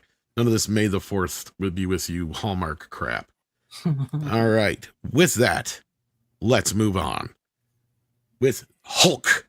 Not the Incredible Hulk, not the Hulk, just Hulk. Yep. I remember there was confusion at the time. This is why I was learning about, like, the internet, and there was people confused on, like, is this movie called Hulk or The Hulk? I remember they had to clarify so many times about it. Well, here, I'll start off this one because I was super pumped for this movie because I love the Hulk. Hulk is one of my favorite characters. And I actually saw the leaked version before I went to see it in theaters. And I didn't hate it. I didn't hate the movie altogether. My problem was the third act. because I was expecting us to get old man Hulk versus young Hulk. Instead, we got Hulk versus a fart cloud where he goes, take it all! Like some weird porno. Yeah. You like that, huh? You like the big old Hulk? Take it all! Yeah. Fuck. I mean, I didn't even hate I actually dug the Hulk dogs fucking fight too. I don't give a shit. Yeah, that is probably the best scene in the movie. Honestly. I even like the idea, and I know Andre and I get into it about this. Like, I didn't even hate the idea that Hulk gets bigger the madder he gets. Like, I didn't hate that idea. I thought that was kind of cool. I thought the CGI in this, for the most part, was a lot better than some of the other stuff we'd gotten since then. I don't know how well it holds up now. I haven't watched it in a few years, but no, what's sad is it's a damn near great, perfect cast. You got Jennifer Connelly, of course, who's great. What's his face is Thunderbolt Ross. Sam Elliott. Eric Bana is serviceable as you know, Bruce Banner. I mean, it's a little bit later version. You'd have to remind me which comic book version it is, where they added his father elements to the story. I don't hate all that. My problem was just how it ended, right? Like, it makes sense that he tried to do this thing. He couldn't get it right with himself, but he got it right with his kid. And now that he can suck up the essence of other things, kind of like the essence, you know, he sucks up the Hulk power from his son, and they have a fucking Hulk battle. Like, why is that so much to ask for? And then I got that in the Incredible Hulk with the next movie. But that's, yeah, the MCU. So, all right. So I don't know where to put this movie. I'm all over the place with this one. I'm going to listen to you guys first before I make my final decision on this. Nick, as the comic book guy here on the panel, where does this set in the world of comic books? At the time, I would have given it an F, maybe because of bullshit like the Eternals. Shout out to Clobbering Times. It would probably get moved up to a D-, emphasis on minus because it still teeters. I was so mad we didn't get a balls to the wall action flick. Instead, we got this dragged out talking festival. And I remember at the time being so mad about it because I loved the trailer. I thought the trailer, I remember watching the trailer on Super Bowl night thinking, oh, a Hulk movie is coming. And it was perfect where he's staring in the mirror and all of a sudden the trailer just ends. And I remember thinking, oh, I wonder who's going to be the villain. Will it be the Leader? Will it be the Abomination? We got neither. And then I remember Ang Lee's interview. This one I started paying attention. Man, comic book movies made me pay attention to a lot of things. This is when I started paying attention to interviews. And I started learning about warning signs. I remember Ang Lee said, I envision this more as an art film than an action movie. And those were kind of like the words at the last minute that started giving me a really scary feeling going into a theater. I didn't say anything about it in my head. I was like, oh no. And it sucked because I was so happy everyone looked like their characters, whether it's Thunderbolt Ross, Betty Ross, Bruce Banner. The cast is outstanding. And the what little bits of action we get is good, and some of the comic book panel layering is cool, but the rest of this movie drags so much ass. Yeah. Oh, there's so many slow spots, unfortunately. Yeah. This or the Matrix Revolutions. I mean, pick your poison. Yeah. Well, in SFX Sabretooth Raptor says Hulk was a movie. All right, but third act falls off a cliff. Sam Elliott is a great Thunderbolt Ross, much better than the others, including Ford. Elliott looks the part. I'd give it a C minus or to D. Well, Greg, how do you feel about the Hulk film, or should I say Hulk? Hulk. No, I will give it a D as well. It is a very slow moving, boring movie. I do think I remember hearing what's in Ang Lee talk about, like he wanted to make it like a comic book haiku or something. The way, yeah. But I'm with you on the too. Huh? Yeah. He should have just stopped at making it look like a comic book, because I agree with Nick. Like how he did some of the panel stuff was kind of cool, but yeah, the rest was too artsy fartsy film. Sorry. Yeah, it's like no, you're right. It's artsy fartsy, but I do like the Hulk dog fight when he punches that dog in the nuts. Is hilarious. So the Hulk dog fight he just rips the one like into fucking oblivion. Like, rips it in half, punches that one in the nuts, and then throws that one dog. It's a great scene. And also, what really one of the things that affects this for me as well too is like once you watch the behind the scenes stuff, it's hard to look at the Hulk the same way again because like for the one scene when he's in the city and they're flying above him and she comes running out and she's looking at him, it's her face on the Hulk. They like used her face on his face to make him look sad, Jennifer Connelly's face. And then also when he's in the desert and he's fighting the tanks and stuff, Ang Lee did the motion capture for the Hulk. So I see Ang Lee, like the way he's built, that's Ang Lee's built. You can tell he's this little Asian guy. So like you see it when you watch the behind the scenes stuff and then watch the movie, you can see it. Like now you see her face, you see Ang Lee's build, and it kind of runs a little bit of the imagination in my part. But as far as the movie goes in general, it's a D. I mean, could I watch it again? Yeah, but it's still a D.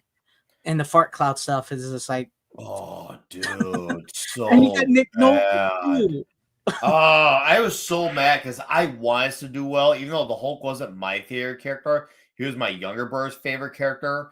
And it was one of those rare video games where they put out, one of the rare movies where they put out a video game to coincide with it. And the video game for it was actually good. It was actually good. It was a fun, the 2003 Hulk game. It was actually a fun game. And I was thinking, wow, it sucks that the movie sucks because this is a fun game. And I remember a lot of my friends didn't want to try a game because even I know some normies were willing to give the movie a shot at the time.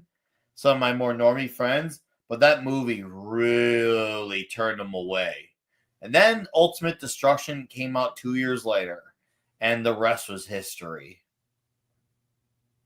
Yep. Yeah, I agree with most of that sentiment right there. So with that, I think it winds up in the D's.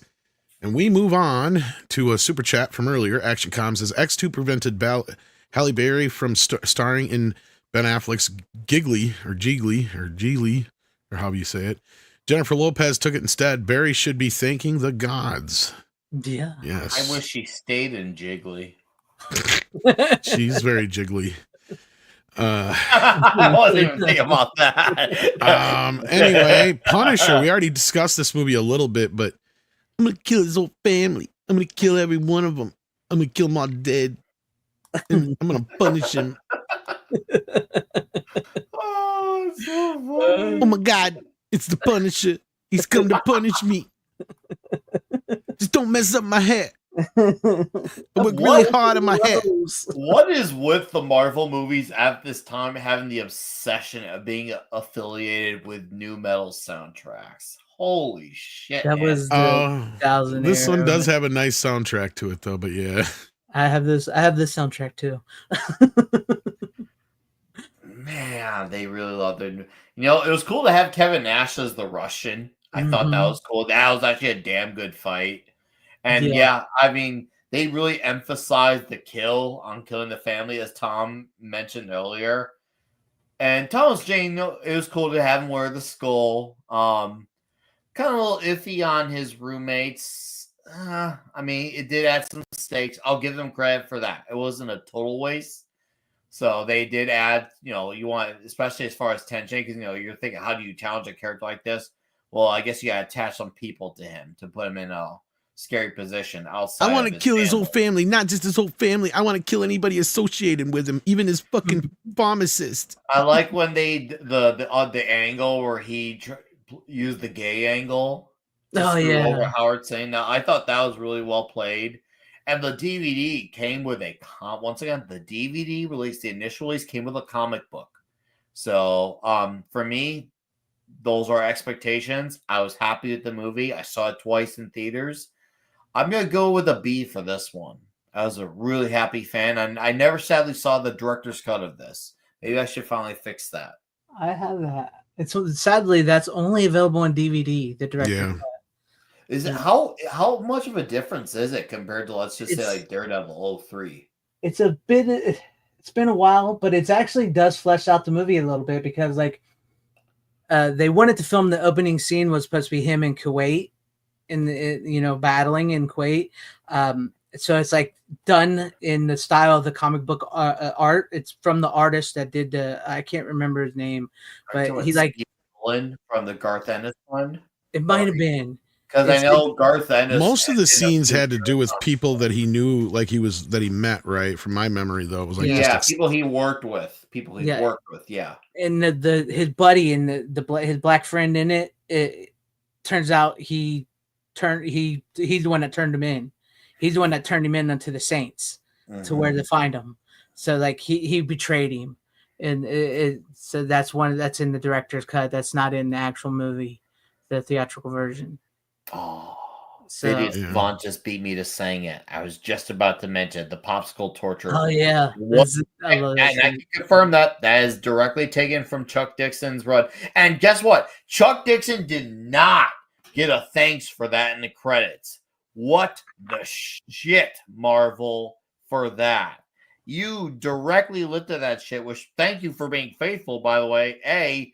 But B, how the fuck did you not do that? You used the man's damn scene. Bro.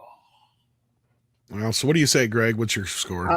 I'm going to give it a B myself because I really do enjoy this movie. I know it's not completely accurate to the Punisher, but there's enough in this, like we mentioned, like with the Chuck Dixon's popsicle scene and all that.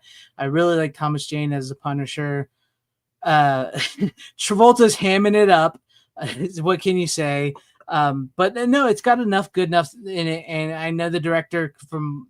Because you know me, I like the special features and stuff. So like the director was going for like a Death Wish style revenge flick. That's what he was going with. So I'd give it a B. I give it a B. I really do enjoy the movie, and I just went and grabbed that too. This is the extended cut of the film. Yeah, I haven't seen it in a long ass time, but I just kind of vaguely remember most of the scenes having to do with the people that he that were helping him out and stuff like that. Yeah. Yeah. It's like this is the artwork style, like the opening. I can't remember who that is, but Tim Bradstreet. It says right there, exclusive, all new illustrations by Tim Bradstreet. Yeah, he does the opening. Yeah. His name was also in Warzone. Yes. Yeah, he does the opening scene that they never filmed it, so they had him animate it in his Punisher style, the battling scene. That he does. But no, I've enjoyed this movie. I know when we get to the last one, I gotta give you a spoiler. I haven't seen Warzone, so I've never seen. Oh wow!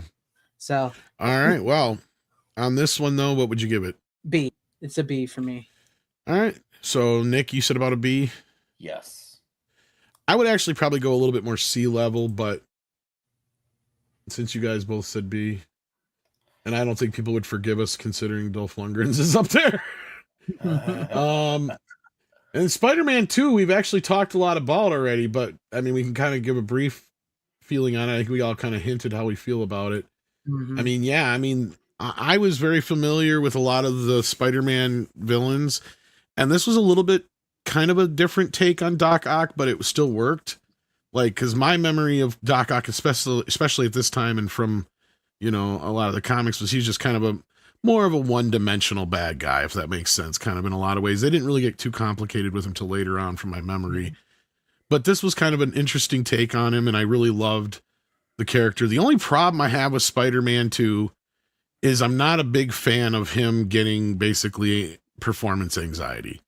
Right? Like, I've never been a fan of that. I get it. It's a thing, especially for men when it comes to certain areas, but I just can't believe he would just lose his superpowers. It does come from the comic book movie. It does. I know, and that's the only reason I don't really gripe about it that often. But that's just one thing that's always kind of bothered me about this movie. But I let it slide because it sticks the landing so well. It has one of the greatest climaxes ever in a comic book movie. I mean, Doc Ock, the way that Raimi did him is just brilliant. Mm-hmm. So yeah, I mean, go ahead, Nick. Are you ready? Yeah. I'm going to do a heel turn. No. I'm going to do a fucking Hollywood Hogan heel turn on this bastard. No. I'm going to give it a B. What? Yep, and I'm not apologizing for my B on this. I know I'm going to get outruled. That's fine, but I'm sticking to my guns. I Are you really hate it excited? that the second movie ever, Spider-Man, made him already lose his powers. I had known at that point he had been done in the comics, but to me that was like a fifth, sixth movie idea. Some of the scenes felt rehashed, but for different variations of it from the first and second movie. The constant and some of the tropes that we see in movies that I have problems with started with this movie. Like the constantly taking the mask off drove me insane. And then there's a little bit, and now don't get wrong, it's done well here. There's a little bit of the sympathetic villain angle in this movie. It was done well. I'll say it. It was done well, but it still kind of drove me a little crazy, even though I really enjoyed his performance overall. I know I'm in the minority. I don't care. I don't care. I think it works better here because I do agree. I get what you're saying, or at least I shouldn't say I agree with it. I get where you're coming from, but the difference is here is compared to like the latter Marvel films that where we always get the same kind of thing now. He's only a villain because the fucking arms took over his brain. The arms took over him. Yeah, so like the only reason, I mean, he wouldn't have done this stuff had it not been for, like that's kind of where it kind of circumvents the sympathetic villain trope in a way. But I get where you're coming from. Yeah. Now, if there's one thing I will give this movie an A for, the action. The action is freaking awesome. This is the most Spider-Man-like action yet. I love it, especially the first time they engage when Aunt May's involved. That was awesome. I love that. And then the scene at the train.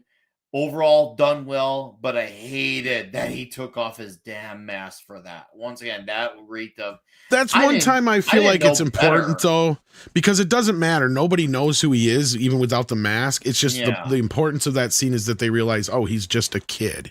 He's not even some man. I'm aware of that. Yeah. I was aware of that, and trust me, it wasn't. I saw this movie twice in one day just to reassure my opinion on this. I saw it the first showing opening day, and I saw it later that night at 7 p.m. So, they calling you out 32 finalists. I'm not backing away. I ain't backing away. I thought you were gonna go worse than that. A B is not that bad. MJ is annoying in this movie, and this movie could have been trimmed down. That I'll agree with. She's very self-centered in this fucking movie. She's worse. Ursula this is movie like also right been trimmed down 15 minutes. Which is weird because there's that director's cut or whatever, the extended cut. Longer. Yeah. But anyway, Greg, you were saying, go ahead. No, I was just saying Ursula was right next door, man. I mean, I think a lot of people have come around to thinking that Peter Parker should have chosen Ursula over Mary Jane. Yeah, he had the little sub right there. Like, I don't understand. Yeah. Why would you fuck with the Dom when you got the sub right there? Like, fuck this bitch. I mean, she brought him chocolate cake and milk. Right? So, I mean, that's you wife that. She's practically begging him to let her give him a blowjob. I'm trying to gain some positive feedback. I see where he's coming from. His points are. Look at. Do I get my NWO shirt here? Do I get my NWO shirt? Am I too sweet now? No. Hollywood Hulkamania is gonna go all over you, brother. I am so. It's gonna come all over you. I am so proud to be the Hollywood Hogan of this moment. I am very proud. Oh yeah, let me tell you why you're wrong, okay? Because Spider-Man. You for 3 minutes. 3 minutes of play. I love the powers. Like seriously, if I was just judging this movie off the action, I would have given this an A++. Look, I don't feel like getting lynched, so I'm just gonna leave it.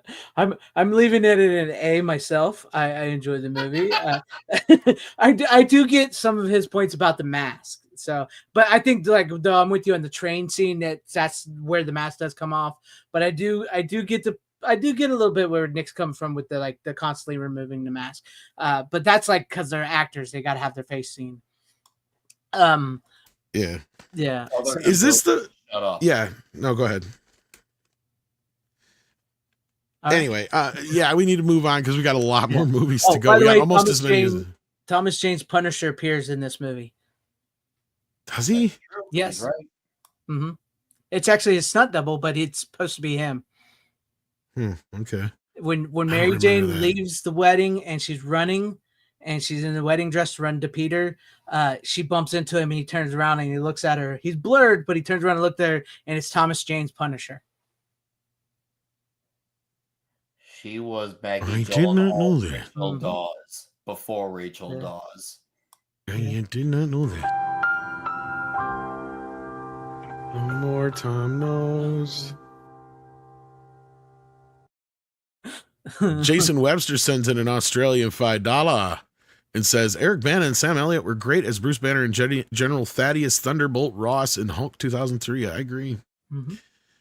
Patrick James sends in 30 friggin' smackaroonies. Says, I have to know which character has the coolest power ability and which character has the worst power and ability. I'm going to throw this to Nick first since he's our comic guru. For me, that's easy. Coolest power ability, Spider-Man. I always want to be able to walk on walls and spin webs and jump from buildings like that, and also a spider sense. To me, that was always the coolest shit ever. As far as worst ability, Carol Danvers' personality is Captain Marvel. I'm on savage mode tonight. You captured lightning in a bottle. Love it. Tom. You're gonna remember this one. Greg, what's your choices? Is this like pertain to Marvel or does it pertain to DC? Because if it's any I don't- superhero, I'm Superman. Yeah, I was going to be my pick too. So yeah. Like if it's Marvel, I'm with Nick, Spider-Man. If it's Marvel, it's Spider-Man. If it's DC, I'm Superman. That's my coolest. I don't know. I power might go ability. with Thor if it was Marvel. 'Cause he's a fucking god. That's true. That's true. But like a lot of people don't understand how strong Spider-Man truly, really is. But Like Thor's a god. yeah. I mean, yeah. It did have to be Spider-Man and Thor. So. No, I know. I'm just picking.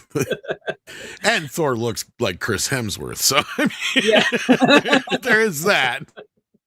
I'd be cool looking like either Christopher Reeve, Henry Cavill, any of the guys that's played Superman, really. So I'm saying, like, yeah, Spider-Man's cool and all, but he's just a goddamn kid.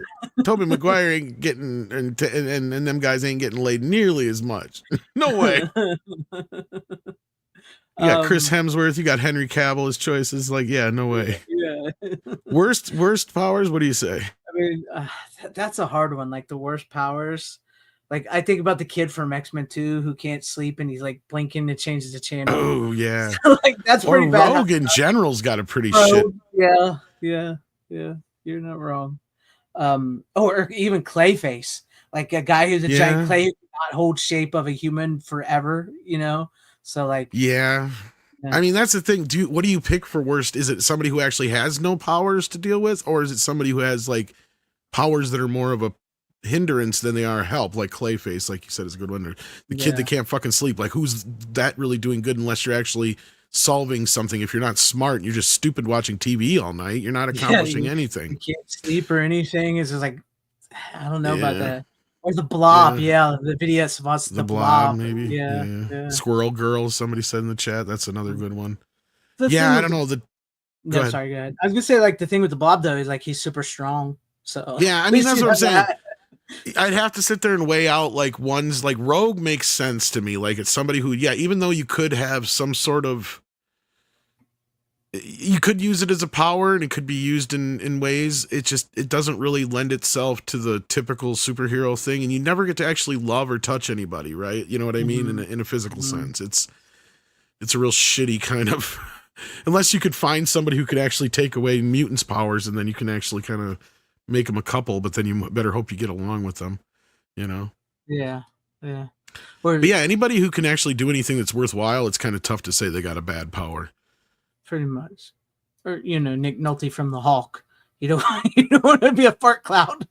So I don't even know how that happened.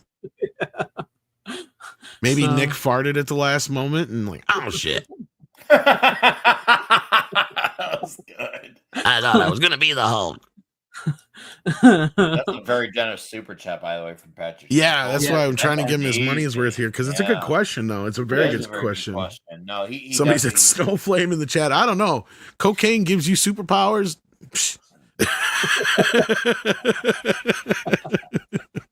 Cocaine. Yeah, I mean, could be worse things.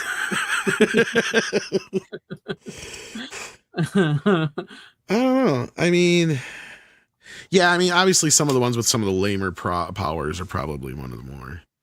That I would put See, on some that of the list. more lamer villains have the lamest powers, but they're fun. I know he's DC, but Condiment King. But the question is, what is the worst power and ability, not their personality? So Banjo Man. Well, technically, having ketchup and mustard, I guess, is considered a terrible power. But I don't care because I love. what about Polka Dot Man or Polka Dot Guy? Oh, I whatever the fuck his love name- Polka Yeah, Dot Polka Man. You're speaking to my heart now. Polka Dot Man, Condiment King, fuck Rorschach. Those guys are way cooler. Man, Oh, you brought a different I'm animal. not in on here me with you. tonight. You're stuck in here with me. You brought a All different right. animal in me tonight, Tom. Oh boy. I think so. Well, thank you for that question, Patrick. That was a good question. Patrick then has a follow-up for another 10. Jesus, man. I think you guys are having a bit of a fight on who's going to be the sponsors tonight. Patrick says, follow-up, which character would you want to be? So now he's just talking about character, I think. I mean, I guess, again, I got to go with Superman because even though he's got all those responsibilities, he is Superman, right? So, I mean, he knows and can do, and he embodies so many great things. So, like, yeah, I guess that's my answer. Greg, I'm sure, has got the same answer. But go I'm ahead. gonna say yeah, Superman. Like you said, if we're talking like of the pantheon of all comic books or character wise, I'm going Superman. That's just who I would be.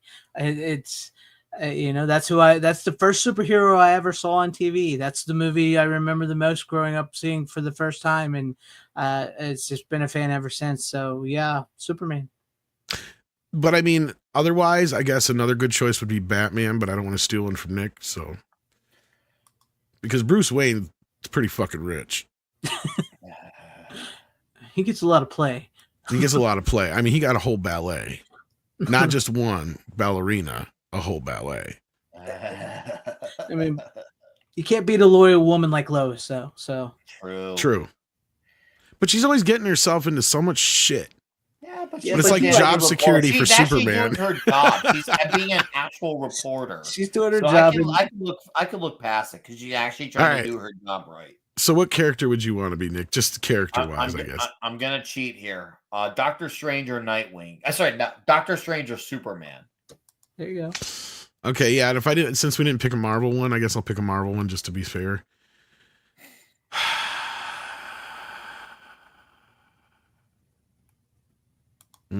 See, here's the problem with the Marvel characters: is they're all very complicated compared to, because I don't want to have to deal with a lot of the problems Spider-Man has to deal with.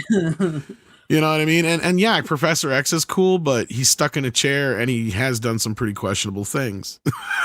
So, Wolverine's cool, but that seems like it'd be a life of fucking torture. And he lives forever. So that's what I mean. Like, yeah, it'd just be a whole life of torture. I mean, honestly. And he's stuck in a conflicting relationship.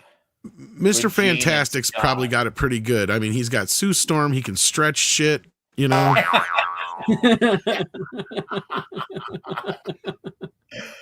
I love Daredevil, but I don't want to be Matt Murdock at all, ever. Oh, nobody wants to be a blind dude. I don't want to be a blind dude that can kick ass. I can't see shit. I want to see my pizza when I eat it.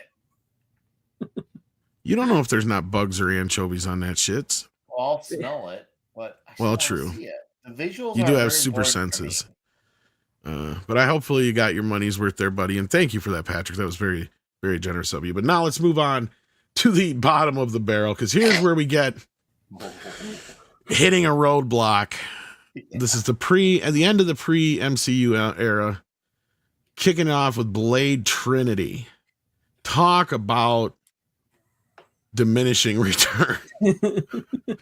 I have yet to rewatch this movie since it first came out. I think I've seen it twice. Because I saw it. Did I see it in theaters or not? I know I've seen like the regular version and the unrated cut. And I'm like, both versions, I'm just like, nope, they suck. And the whole time I'm going, why isn't Ryan Reynolds just playing Deadpool? Like, I just don't get this. Because he's pretty much Deadpool in this movie. Yeah. A little bit more like darker version. But yeah, anyhow, I have a hard time giving this anything better than an F or a D. Like, this is really down on the list for me. It's a bad movie. It's only an F mainly just because of how disappointing it is. Right? Mm-hmm. So, Greg, I mean, go ahead. What's your feelings on this one?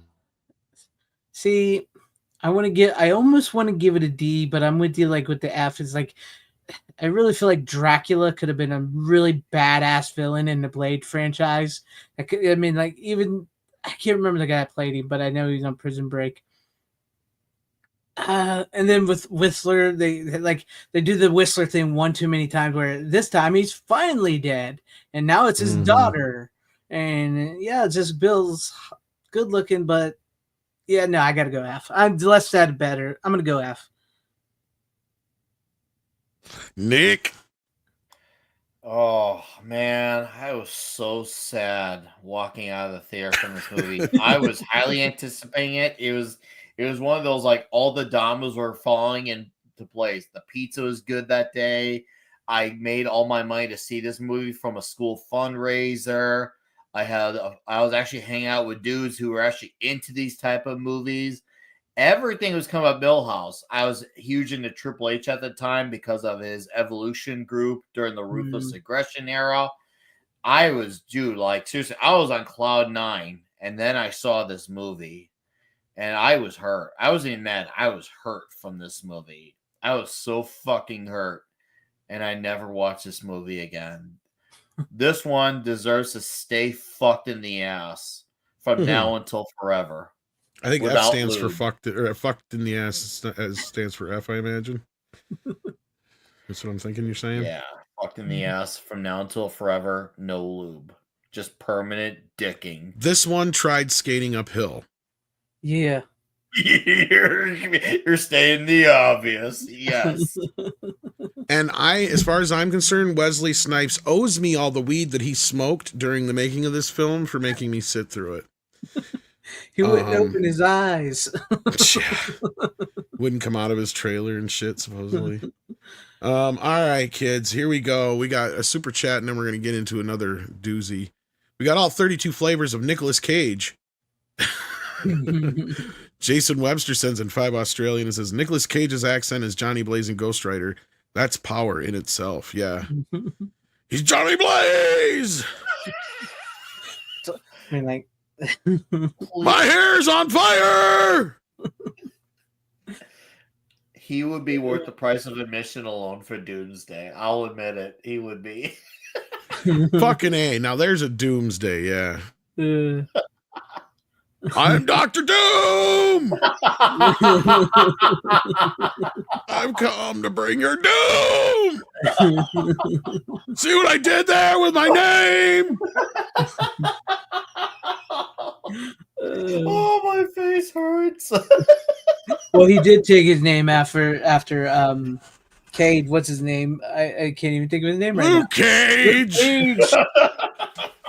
Luke Cage! Tell me, Reed, why can't you die? Do the decent thing! Imagine if Reed Richards and Victor Von Doom had a face-off. What? Oh. This cool guy. Take your face off! Here's the thing! I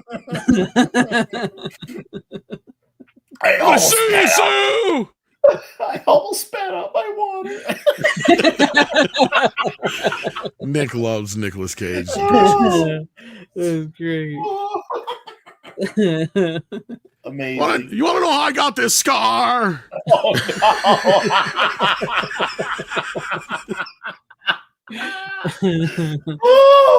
no. Why does that sound so familiar? Just put the buddy down. Oh, my face hurts. Oh, my stomach. I'm Dr. fucking Doom! Oh, good. Doom, you're dead. Doctor, thank you. I went to medical school. Holy shit. I'm not crying. You're crying. And I'm going to bring your Doom with surgical precision.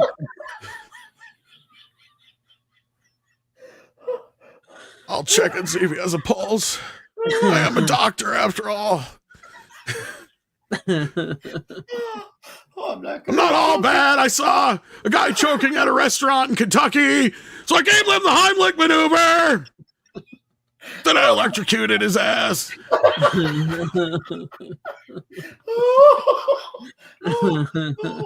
So you owe me your life. No, I'm going to take it.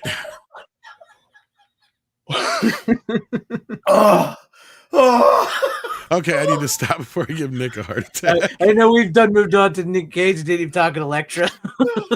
Elektra! It's an F. It's an F. It's a failure. It's an F. You watched the movie going, nobody went to see Daredevil. Why is there an Elektra movie? She died. He came out Daredevil thinking, you know who I really hope gets a movie? That Jennifer Garner is Elektra. I really wanted to see more of that. I know, right? Like, it's like everybody hated her character. What's the way we can get people to like her? Let's make our own movie that's so bad that it makes Daredevil look like a fucking masterpiece. I guess you could say, in a way, she was the first one to fail upwards. Not even Jennifer Lawrence did that. I know, right? Like, does Jennifer Lawrence know about this movie? Oh, shit. Yeah, she may have not been the first at something, and that was the fact that Jennifer Garner actually failed upwards. And if you think about it, she wasn't done failing upwards at this because she was in Deadpool and Wolverine as well. She even got a redemption arc, exactly. Yeah. Holy shit. That is the most successful failing upwards arc ever. She didn't even deserve it. Like, no, not at all.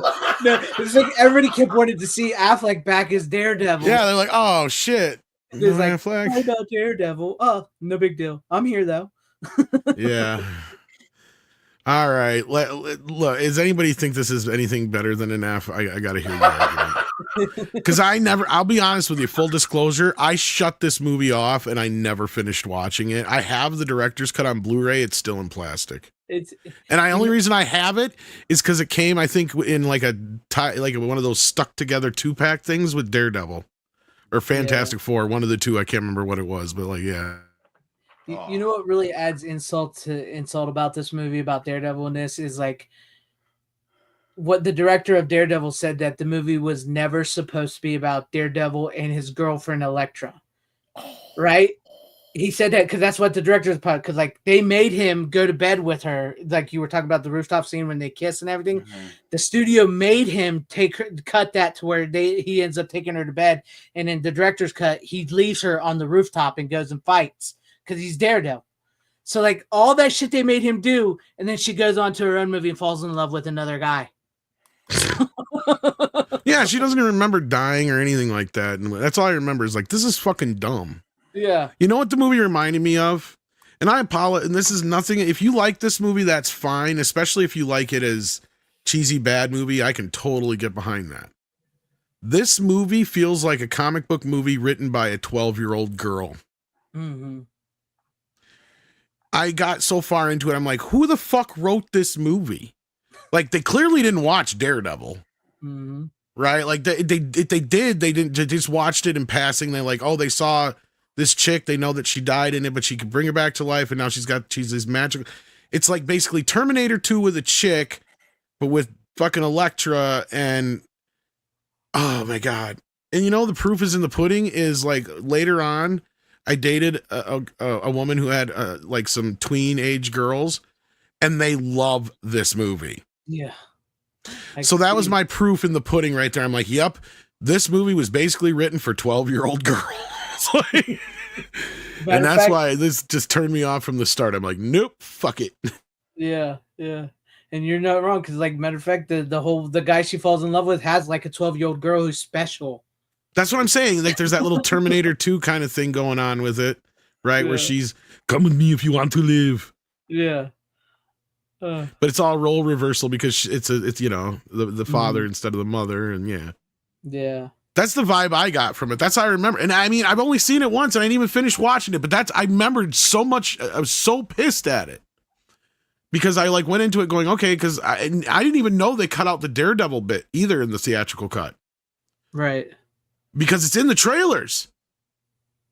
I don't know if you guys remember that or not, but like they had the shot of them at the restaurant in the trailer with Daredevil, and then you go see the movie, and he's not in the fucking movie, or you watch the movie he's not in the movie. Because this director's cut didn't come out. This is one of the ones that didn't come out till later, because the Daredevil and Electric director's cut came out about the same time, like 2-3 years after the fact. So it wasn't like they brought it out when the movie initially came out. So yeah, I never even watched the director's cuts because I don't give a shit. I just went to the deleted scenes, watched the Ben Affleck scene after I shut off the movie, and shut the whole disc off. I'm like, I don't need this. Yeah, I'm with you on that. It's I think I've only ever seen it once myself. So if I'd have known I could have sued back then, Mecha J, I totally would have. You guys remember that guy that's sued like 2-3 years ago for that one movie, the Beatles one, that because what's her face was in the trailer and she wasn't in the movie hardly at all. Yeah. I also saw like an old lady sued yesterday or whatever it was called. Yeah, yesterday. I saw that an old lady sued what is it? The Ryan Gosling movie, Driver. I think it's what it's that called. Was another one. Yep, I think she thought it was supposed to be like Fast and the Furious, and it was nothing like Fast and the Furious. And she sued him. Or tried to, at least. And honestly, of those two that we just mentioned, I agree with you, Mecha J, that this would have been a better lawsuit. Anna de Armas, that's who it was. Yeah, that wasn't in the movie itself. Because like I was pissed. I was like, Ben Affleck's not in this fucking movie. He was in the trailers. Mm-hmm. Like, what the hell? It's like, how can you have a lecture without Daredevil? But whatever. Anyway, I don't think anybody's here arguing. We can get through this. It's an F. Let's move on. Fuck this movie. And then we got F for Fantastic Four. And actually, this is one I do have out of order because this should actually be, I think, right there. Ish. Spider-Man 3 came out first, and then Silver Surfer was right after by like 2 months. All right. I knew they came out the same year. I knew that. All right. And then this is supposed to be before this. Yes. Fantastic Four #1. Of course, I don't think most people hate this movie. I think most people agree that it is a serviceable Fantastic Four film for the time. That's the best I can say about it. So I think I'd give it about a C or a B, but I'll concede to whatever you two say. Nick? I'm gonna go with a C. I thought they had some good casting. I like Johnny Storm. Michael Chiklis actually tried to make Ben Grimm sound like the Thing. And I don't like the way Dr. Doom was executed as a character. Now, I do like the fun tonality of the movie. It's one of those comic book properties where you can emphasize a little bit more on fun and family dynamics. So I appreciate that. But the Dr. Doom stuff definitely hurt this movie overall for me. But it's a watchable movie. I'll go with a straight C. No plus or minus. This is just a straight C. Saw it theaters at the time. It was okay. It's okay. Yeah, I mean, his Dr. Doom is bad, but it's not nearly as bad as the Fan Four Stick one. No, God, no. But I like a lot of the other characterizations of the other characters. I do like. Right. I like the heroes. I thought they had a really good casting, and once again, they're trying to make characters look like the characters when that was actually a priority and like an expectation. So, yeah, C. Greg? I'm with you. I give it a C as well too. I think what really worked for this movie was like I think they almost nailed the 4 main Fantastic Four characters in the casting. Everything, even with Jessica Alba not even being white, nobody gave a crap. She was hot to begin with. But like I think they nailed their characteristics of the thing, and I'm sure we'll get to the second movie as well too. But like I think the biggest problems with these Fantastic Four movies was the villains. Like Dr. Doom, they couldn't do the villains as good as they did them 4. So I think that makes some of the tonal parts of the movie, bring it to a C. So I'm going to give it a C. Yeah, I think That's the best place for it then. Oh boy. Oh boy, we got a big one coming up here next. Let's see what the chat's talking about. You guys have been generous as hell tonight. Thank you so much, by the way. Sergeant Point Blank is in the house. How you doing there with the Patrick Swayze icon? Sends him $5. Says at Greg, are you in Criterion Closet in that pic? If so, tell me the story. I wish it was a good story, but yes, I am. That is in the Criterion Closet, but it's photoshopped. They kicked him out after about 5 minutes because they're like, "How the fuck did you get in here?" I kept saying which ones has the boobs in them, and they were like, "Get the fuck out of here!" But I grabbed like 5 copies of Armageddon on the way out, though. Ben Affleck said 4K's coming, so I got to stock up. No, that's the legit story. I was seeing everybody post their Criterion stuff one day, and I was like, I'm gonna put myself in a Criterion Closet and I had a Photoshop. So that's I wished I'd have thought about it, but you did it, so yeah. I can't now. So that's all I did. That's one day I'll get to be there. Who knows? So then you got to do one thing for me when you go in there. You got to go Citizen Kane, worst cover design ever. Criterion. What were you thinking? Definitely. And thank you for the $5 super chat. Bigger mystery than Rosebud is how you get this disc out of here. That's what that would be great. I should do a fake like that. I've thought about doing that. I've thought about like setting up my movie somewhere in a corner and doing like a Criterion type video where they come in and it's just like saying stupid shit as I pick up movies like that. Well, yeah, I just have a bunch of them off to the side, and I just, like you said, superimpose yourself over the Criterion Closet, make it look like you're grabbing it from the shelf off screen, and be like, yeah, just grab and just bitch about they gave us the same cover twice. Like, what just find little nitpicky things to bitch about. That would be great. I should do that. How did the Criterion collection get so artsy fartsy? Remember, we used to have The Rock. And we had Armageddon, Chasing Amy. Now these are Criterion Collection classics. Debbie to Dallas, how'd that get in here? Oh, now that needs to that's definitely Criterion Collection material. Yes. That'd be funny. Anyway, Dead Man says we're $1.99. Nick Weiser, if Beefaroni Man. Oh, is there a Beefaroni Man? It'd be Nick. Weiser, if Beefaroni Man. There you go. There's your price of reason super chat. He gets his superpowers from Beefaroni. Jason Webster sends another 5 Australian dollary dues. Nicolas Cage is Dr. Doom. I'm Dr. Doom! I can defeat you with my penetrating gaze! Okay? I'm gonna look through your soul!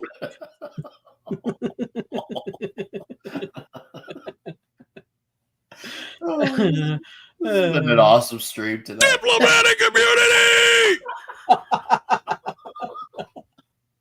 It's like Lethal Weapon 2. You can't touch me! Seriously? I'm not going to I am invincible!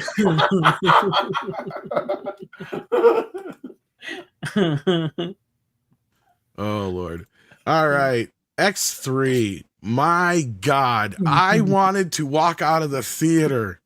I was so mad. I was like, what the fuck are you doing, Brett Ratner? What the fuck? And Fox, what are you doing? Why didn't you just wait for Brian? Let him make the mistakes on Superman Returns so he comes crawling back to you like he did eventually anyway. Yeah. What the fuck was this? This has some of the worst editing, worst storytelling. Fuck. X3.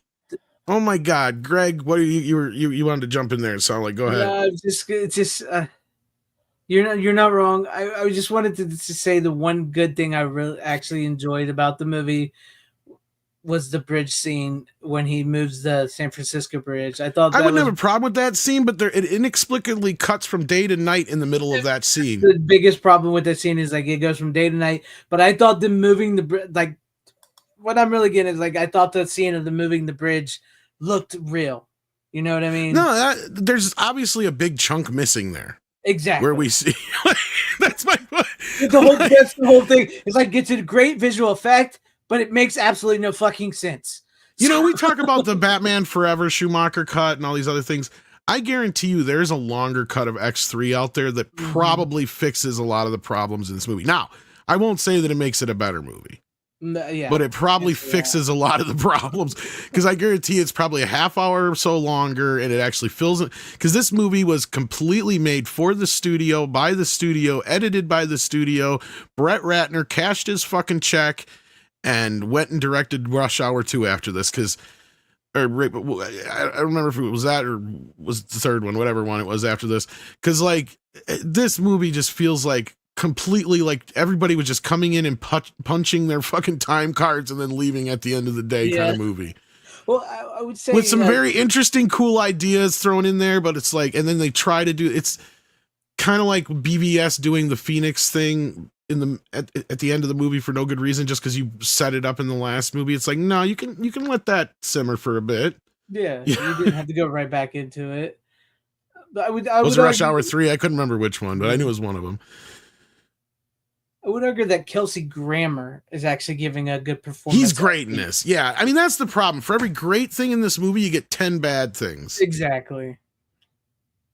Which is, it's definitely D or F. I want to say D because there's a few things. It's better than Elektra or fucking Blade Trinity. Yeah. So I'd say a D. Nick, what do you say? I'm going to give it a D that teeters on the F. The things that save it for me are a few things. I was so happy with Kelsey Grammer as Beast. I remember being excited for that and then seeing it actually happen. And the absolutely amazingly hilarious and awful, I'm the Juggernaut, bitch. And then this is the beginning of the new Xavier arc, where Xavier became the Kenny of the Marvel movies. What I mean by the Kenny of the Marvel movies, well, what happens to Kenny in South Park a lot? He dies a lot. Oh my God, you killed Professor X, you bastards.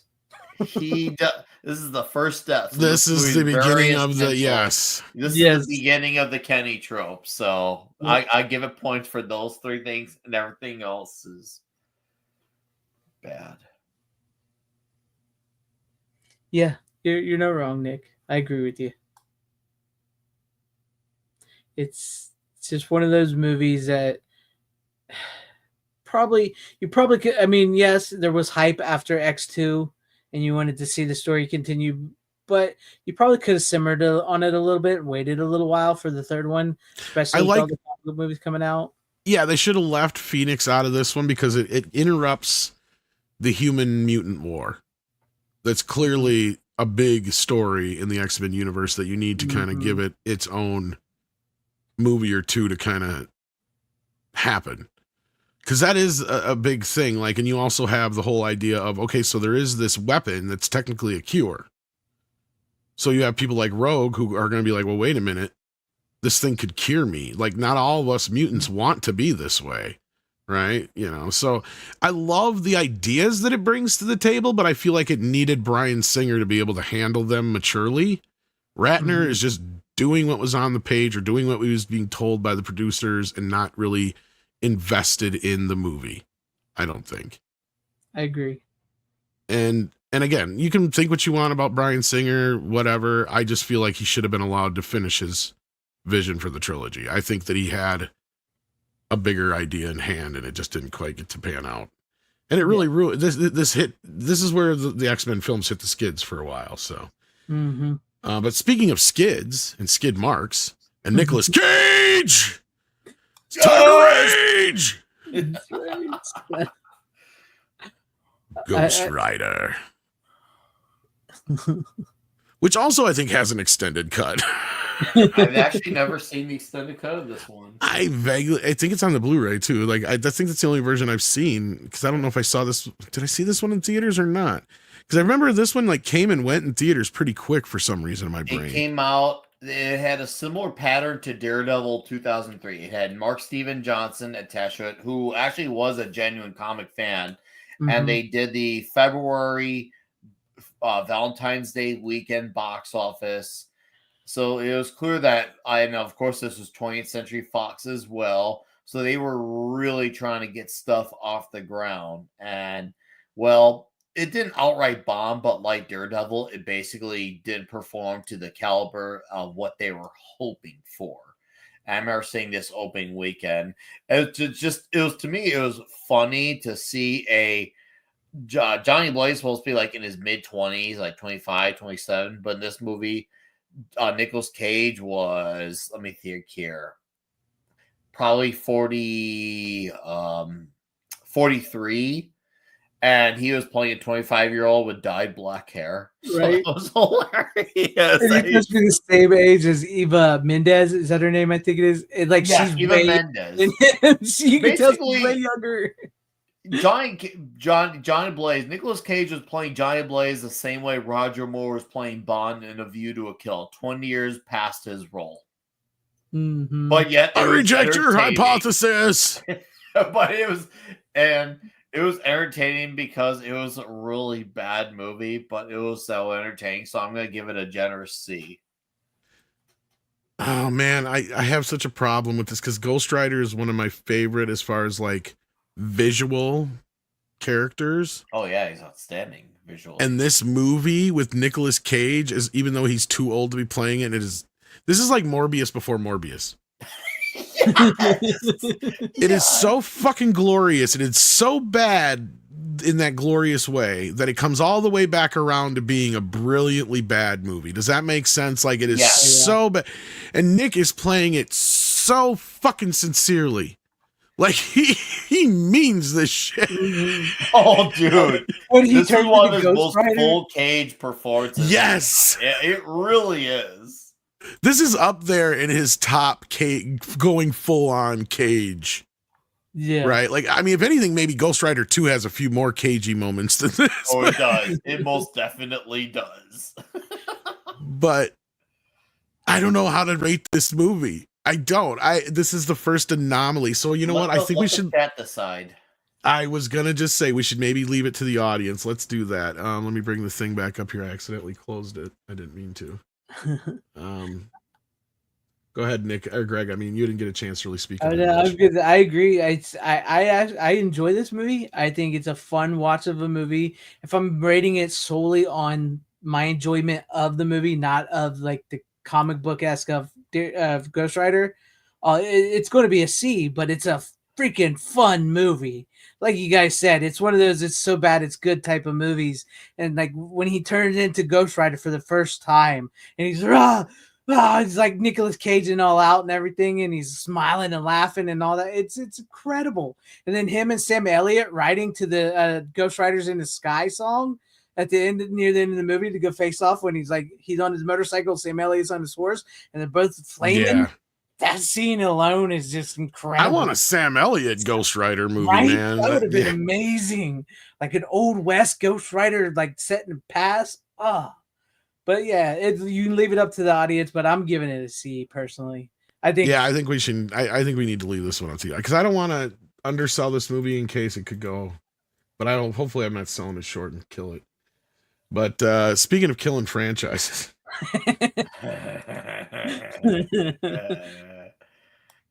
we need a hero to save us, and I guess it isn't Spider-Man 3. So, oh boy, where to begin with this movie? Because this is what I was getting at when I said I do understand and know some of the Rogues Gallery, and I love quite a bit of them. Sandman is one of my favorite fucking characters. What the fuck is this? This is not Sandman. This is the problem I have with this movie because everybody goes, "Oh, Sam Raimi got done dirty because the studio forced him to do Venom." It's like, that's true. The studio didn't force him to make fucking Sandman a complete and utter fucking rewrite of the history of Spider-Man. That's true too. That's also true. That's the part to me that I could give a fuck all day long what he does with Venom compared to what he did to Sandman. What the fuck is this shit about making Sandman the guy who actually killed Uncle Ben? And then you have no! This is as bad as making the Joker the guy who killed Batman's parents, only worse! What in the fuck were you thinking? And like Nobody Nick ever mentioned brings that earlier- up but me and Andre. I swear. Sorry, go ahead, Greg. No, sorry, I didn't want to cut you off. Is like, but like Nick mentioned earlier about sympathetic villains. This is where they try too hard with the sympathy for the Sandman. Thank you. And I was going to bring it back around to that too. Exactly, Nick. Mhm. This is that thing you were saying. 'Cause Yeah. the way, he's just doing it because of his little girl. Motherfucker killed Uncle Ben. Yeah. I forgive you. I forgive you. I mean, I'll take all the bad Spider-Man dancing all goddamn day long. I'll take Topher Grace 10 times over. If you could remove Sandman from this movie, I'd be much happier with it. I'm gonna put some dirt in your eye. What the fuck is he doing in this movie? Yeah, I and to be honest with you, why not the Lizard? I know the studio involved Anybody in this, but but they were really him. setting up the Lizard. And if you're big gonna do time for the second Sandman, movie. don't do him dirty. He's Sandy. Exactly. Let's let Nick talk about it because I don't want to keep like. Sorry, Nick. Yeah, because you're the comic book guy here, and you know this character probably better than any of us, right? I love Sandman, and I know he originally wasn't in the animated series because I think when James Cameron almost did a movie, it's supposed to be Doc Ock and Sandman for his Spider-Man movie that never was. So when I knew that Sandman was going to be in a movie, I was excited. But then I started seeing the trailers and I started getting concerned in my head because I'm thinking, why does it seem like they're changing the death of the Uncle Ben stuff? I got really concerned. I didn't express it to people except the girlfriend I had at the time. And she didn't understand what the fuck I was talking about because she didn't read comics. She was a absolute normie, which I didn't really condemn her for. It was just because she was dating me, she was stuck with having to hear every one last bit of my nerd rage rants. And I'm pretty sure I probably drove her out of the relationship a few months after this one because of this movie. God, it took 2 weeks for them to film that scene at the dance room. You want to talk about one of the biggest waste of time and money? Spending 2 weeks on that. This movie also killed careers. Tobey Maguire's career hurt after this one. Topher Grace's career hurt after this one. So a lot of actors really hurt at this. So which is funny because it was the highest grossing of all three too. Yeah. Well, because there was a lot of goodwill from the previous two movies. One, right. Two, you also had the inclusion of Venom, which had a lot of people were demanding frothing at the mouth. And I remember interviews back when the first movie came out when people were asking Sam Raimi when he was going to include Venom. And he said, if it's going to happen, it'll have to be done on either someone else's watch or the studio got to make a requirement because I'm actually not a fan of the character. And I respect that at the time because I thought, you know what, that's fair because if you're not into someone, don't include them in the story if you feel like all you're going to do is wreck it. But obviously, he ended up caving come the third movie. And it shows. It plays like two different movies. Awful revisionist history. It's Sandman. Oh, God. Then Peter Parker looking like he came out from a Dashboard Confessional tryout. And what I mean by that, that was an emo band from the time. Back when those bands were popular with the mom jeans and all that shit. Oh, man, dude. What a horrendous, the flippy emo cut like he had a wet mop on his head. Oh, dude. The worst version done of the symbiote story ever. Sandman's look was cool. The fight scenes with Spider-Man and Sandman going to head were cool. Gwen Stacy got donned really, really dirty. I was actually looking forward to seeing Bryce Dallas Howard as Gwen Stacy, but man, this movie did not do her character justice. So I don't know if it was a Bryce Dallas Howard issue or the material she was working with. And then Harry Osborn's suit. Oh, it was awful as the Goblin. Oh, what a terrible oven. They were calling him the new Goblin. Yeah, Bro, shut the fuck up. He's the Green Goblin. Burger King, you could have at least got my toy right and put a Green Goblin makeover. No, you had to give me the new Goblin toy, Burger King. And yes, I'm bringing up Burger King because they did the promo for Spider-Man 3 for the toys at that time. No, Nick, we're not going to give you a makeover. You got to accept him as a new Goblin. What the fuck, Burger King? Then I ain't going back you ever again because you're selling this shit. We didn't even get to that shit. Yeah, I never went back to Burger King. Yeah, okay, so yeah, I didn't even get to what they did to poor James Franco's character. Yeah. And fucking that and that the butler who didn't have one fucking line in the entirety of the fucking series. All of a sudden is, I was there that night and I saw Spider-Man didn't kill your father. He's like the world's worst fucking actor. Yeah, it's like, what the fuck? Dude, this movie, I don't care. Everybody can sit there and go, oh, poor Sam Raimi all day long. No. And this movie may have even broke Sam Raimi, because if you kind of look at his career after this, he's just not the same. Mhm. Yeah, he did Drag Me to Hell and a few other things, but he's just not the same after this. And this movie, I don't care what you can blame on the studio as far as cramming Venom in there and all. No, fuck that. Everything else is the problem with this movie. If anything, Venom is one of the better parts of the movie. And he kind of got close to basic because it was like, okay, so this is what Venom is. All right, fine. He just threw it in the story, because otherwise everything else he does so dirty. Fucking Mary Jane is just unbearable in this movie. As bad as she was in the second film, she reaches an all-time peak as far as unlikability in this film. Right, you're literally rooting for Peter to fuck the neighbor chick or fucking Bryce Dallas Howard in this movie because you cannot stand her. From the Ditkovich, which is a nod to Steve Ditko. Yeah. The roommate, Olga. Yeah. And then add in insult to injury. We already brought up the whole thing. The revision. Look, to me, the revisionist history with Sandman, hands down, is the thing that buries this movie. It brings it down to F category. And I know that's harsh. Some people are like, what do you mean? No, I'm serious. I'm fucking dead ass serious. Like that is one of the worst things that they could have ever done in a series, to a movie, to a character, to an arc, especially after 1 and 2, how good they were. This movie almost does Spider-Man dirtier than X-Men Last Stand does the X-Men. Because at least X-Men Last Stand, they just kind of did a paint by numbers just because what they had leftovers, right? You know what I mean? This movie just kind of like went out of its way, and it's just, I don't care. People give Raimi too much of leeway on this movie. It's like, dude, you really screwed the fucking pooch on this one. And nobody ever calls you out for what you did to Sandman and everybody else in this movie. I agree. No, you're right. You bring some really good points. And he's supposed to like these characters, right? He's an old school 60s Spider-Man fan, so he should totally get Sandman. I think he just lost at that point because he went from really understanding these characters to really not. And then he was going to do worse with the 4th movie that got canceled. I know a lot of people were really wanting that 4th one, but it's like, yeah, sure, maybe John Malkovich as Adrian Toomes the Vulture may have been good, but guess what? He was going to have Felicia Hardy, who's the Black Cat, be the, wait for it, the Vulturess. Are you fucking kidding me? You know, Really? I got a Did weird. we forget about that? Did No, we yeah, forget that no. insulting shit was going to happen? I didn't. I remember walking out of this movie so mad, and my girlfriend at the time going, "What was wrong? I liked the movie." I'm like, you don't understand, do you? She's like, what do you mean? You know, I'm like, Tom? and I went into my whole like Sandman rant and shit. And here's the weird thing about this era.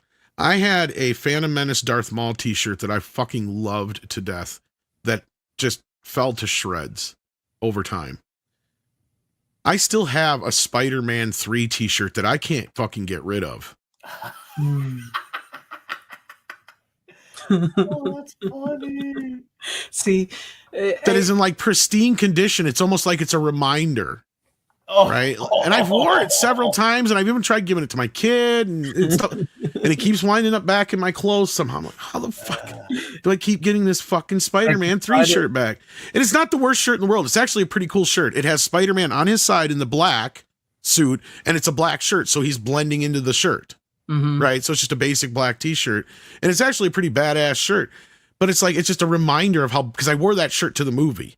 Because I bought that the week the movie came. I was so jazzed to go see it. My girlfriend was all jazzed to go see it with me and all this kind of shit. We watched Spider-Man and Spider-Man 2 the night before and everything. We were already, and she had a great time, and I just walked out going, what the fuck? You know, Tom, you're kind of freaking me out because I had a similar exiting of the theater because this is gonna freak you out hard. I may have been the only one coming out of my theater being what the fuck about a movie. The audience straight up clapped when this movie finished. I shit you not. They clapped when this finished. And I was like, what the Seals. fuck? Are you kidding me? And my girlfriend at the time, once again, this may have been the catalyst for us breaking up. I was so mad about this movie because we broke up less than 3 months later after this movie came out. I was so mad about this. I didn't give a fuck about Prom after this shit, dude. Because Prom was a week later or 2 later. I didn't give a fuck about Prom. This movie pissed me off. It's like, I don't care about my fucking suit for Prom. What the fuck's a corsage? Spider-Man 3 was awful. I don't know. I'm afraid to burn it, Mecha J. It might piss off the spirits. Or maybe it is a symbiote. It keeps crawling back on you while you're sleeping. There's a reason why I want to eat heads when I put it on. I don't understand why.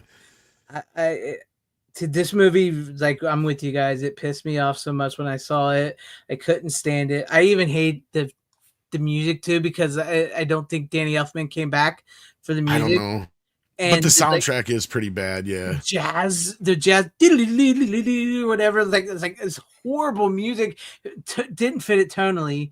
I'm with you on everything. Like, I hated what they did to Harry, and it's like we mentioned Mary Jane. It's like in the last movie, she was successful, and he was struggling just to try to see her thing, and she's just like, my best friend won't ever show up for me. And then now in this one, he's being successful, and they're cheering for him, and she goes, I'm gonna go sleep with your my old boyfriend again. It's like, it's like, really, you're going to just leave him and go for Harry because Harry's got no memory now, so now you regret not giving him a chance when you were with him. It sucks. Honestly, one of my favorite scenes in the movie is the bell tower scene when the bells ring and he's tearing off the symbiote and Venom is born. And I think that's right out of one of the comics, isn't it? Yeah. That's probably like the best scene in the whole movie. And then what happens, I know people don't like, but like what happens with Venom afterwards stuff, it's just not what it's supposed to be. And it's, it's all over the place. And I do think Sam Raimi deserves a little bit of the blame here. It's not just the studios. I think Sam Raimi and Avi Arad were both complicit. They both were. Well, and I get it. I said, don't get me wrong. I love Sam Raimi, but I all the things that everybody goes, oh, it's Venom. And I'm like, y'all, we've had 10 other fucking problems with the movie that Venom is the least of the movie's fucking problems. Right? Like, I can sit there and go, seriously, tell me what's wrong with Venom compared to Gwen, compared to Harry, compared to Sandman, compared to even Aunt May, because isn't she fucking sick and shit throughout most of this movie or something like that? Like, I remember she's another burden throughout the film too. It's like, why didn't she die in the last one already? No offense, but it's like at this point, she's just bogging the story down too from my memory. Like, I haven't not seen this movie in a while. The last time I watched it was when that stupid producer's cut came out. And I'm like, it doesn't fix anything. No. It didn't make the movie any better. It's just the same fucking movie. It's just a different cut. It's nothing special. The ending was awful too, where he went back to Mary Jane. I was like, so what's going on here? Yeah. And obviously they're going to probably touch that and follow up on what actually happened. And obviously it ended up being properly acknowledged in No Way Home when Peter mentioned, oh, hey, we worked through it, which is fine. We don't need to know the how and how it happened. Just you work through it is more than enough. I can live with that.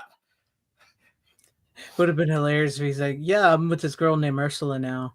Dude, I probably would have been the only one in the theater who would have cheered for that. And people probably would have been mad at me for that. And I would, once again, you should have been like, I forgot the part where that's my problem.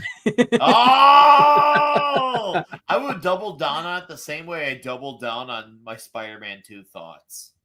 So, oh well. One day. And I know we're gonna lose some friends from that, but still. BTW, the butler is actually Bill Paxton's dad. Yeah, I know he's like, I know that, but it's like he's still the worst. It's just it's not even the actor itself. It's the fact that it's like you're dragging this character out of nowhere. It'd be different if he actually had like a a role to play through the first two movies that wasn't just because I think he is the same actor in all three movies, or at least the second movie, but he doesn't have any fucking lines, and he's barely even like in focus, right? Like, I mean, like, let alone in any scenes, he's like barely in focus, like he's just there, and it's like, what? While all this shit was going on, you just finally decided to tell Harry all this shit now? Like, yeah, that again, there's so many things that are wrong with this movie.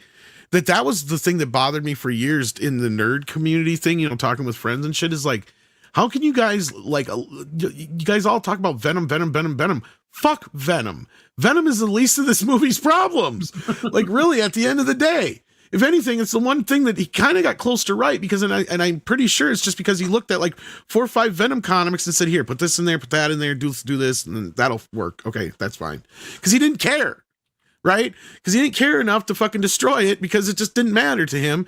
But his whole Sandman thing, what he's doing with Mary Jane, all this other bullshit with Harry, it's like, what world are you pulling this shit from? It's like, oh my God. And I know there's certain aspects of it from the comics, but it's so muddled and messy.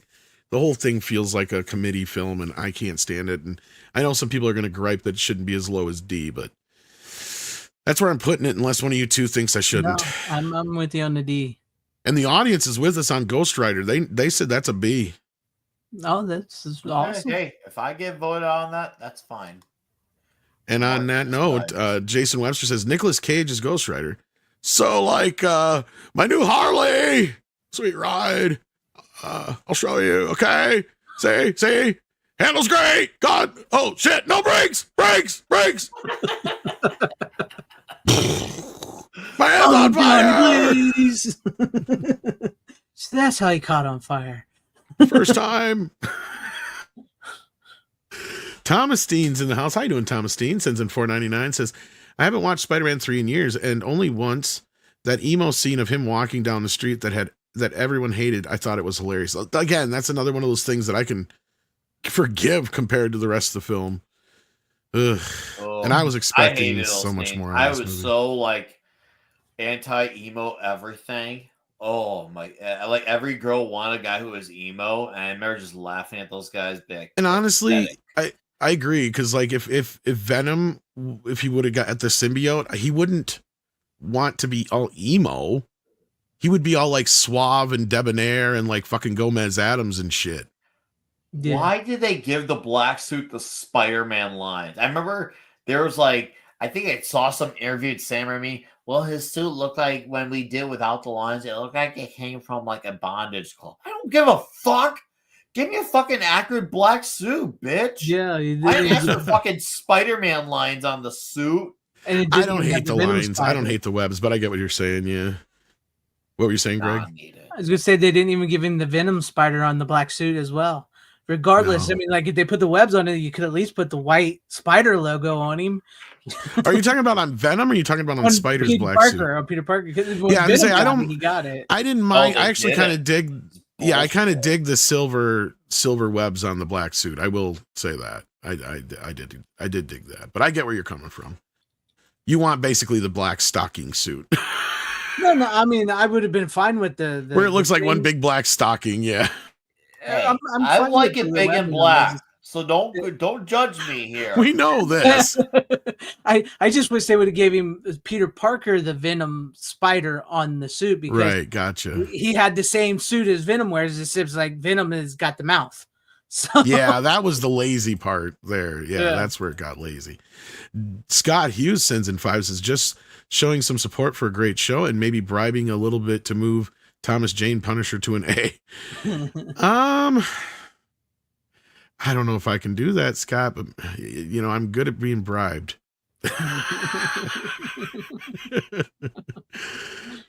Oh, I wonder if I should put it up to the, well, I don't know, man. I'll get so much shit from Yellow Flash for being top heavy, because I don't know if any of these other movies I don't give a shit if he complains about top heavy. When something's an A, something's an A. And if it means more than not, then more is not. I love the Yellow Flash. I backed his comic. I'm a big fan of it. I've been subbed to his channel for 6 years. When there's a lot of shit that's A, there's a lot of shit that's A. Yeah. No, I agree. Well, because of him, from now on, not this episode, I didn't do it, but from here on out, just to appease him, I'm going to do my own version of the list before we do our list proper, just so he can see where my rankings are, so he can give me shit instead of giving you guys all shit. So I have to constantly remind him. It's like, it's not just my list, dude. like It's everybody's. yeah. So we got to kind of go with a consensus. So I like the fact that you do A B C D E F. A B C D E F. I like that. I don't need an thank S you. tier or whatever. I like because that's how I rank movies. I'm not gonna say, well, Blade's an A, but it needs to be an S tier because it's, I like the A. So, Right. It doesn't make any sense to me. It's like cranking it up to 11. Yeah. It's like, why not make just 10 the loudest and make 10 one louder? Yeah. Please go to 11. So, 11. yeah, you hit a point where you're just like, what's the difference? The top is the top and the bottom's the bottom. Why be so? Because then you're already arguing so much shit as it is. Anyway, speaking of arguing, I don't know if we're going to really argue on this one too much. Fantastic Four: Rise of the Silver Surfer. Good idea, poorly executed. I don't know. It's worse than the first film, but I have a hard time putting it in D's. Oh, I'm going to put in the F. Oh, you're going to put it in the F. Ooh. Ooh, tell us, Nick. I was so fucking mad. And I was actually excited for this because I had a few friends who were panicking because, it's PG. I'm like, who gives a fuck? It's a Fantastic Four. It's fine if it's a PG movie. That's not a problem at all. And I saw the look of the Silver Surfer. Looks badass. Okay, cool. And then the movie happened. And then not only did the movie happen, then not only the story happened, then Galactus happened. Galactus is not a fucking cloud. And I remember that was, usually you hear that whole argument about when they change things because they got appeal to normies. Even normies were like, hold on, isn't that?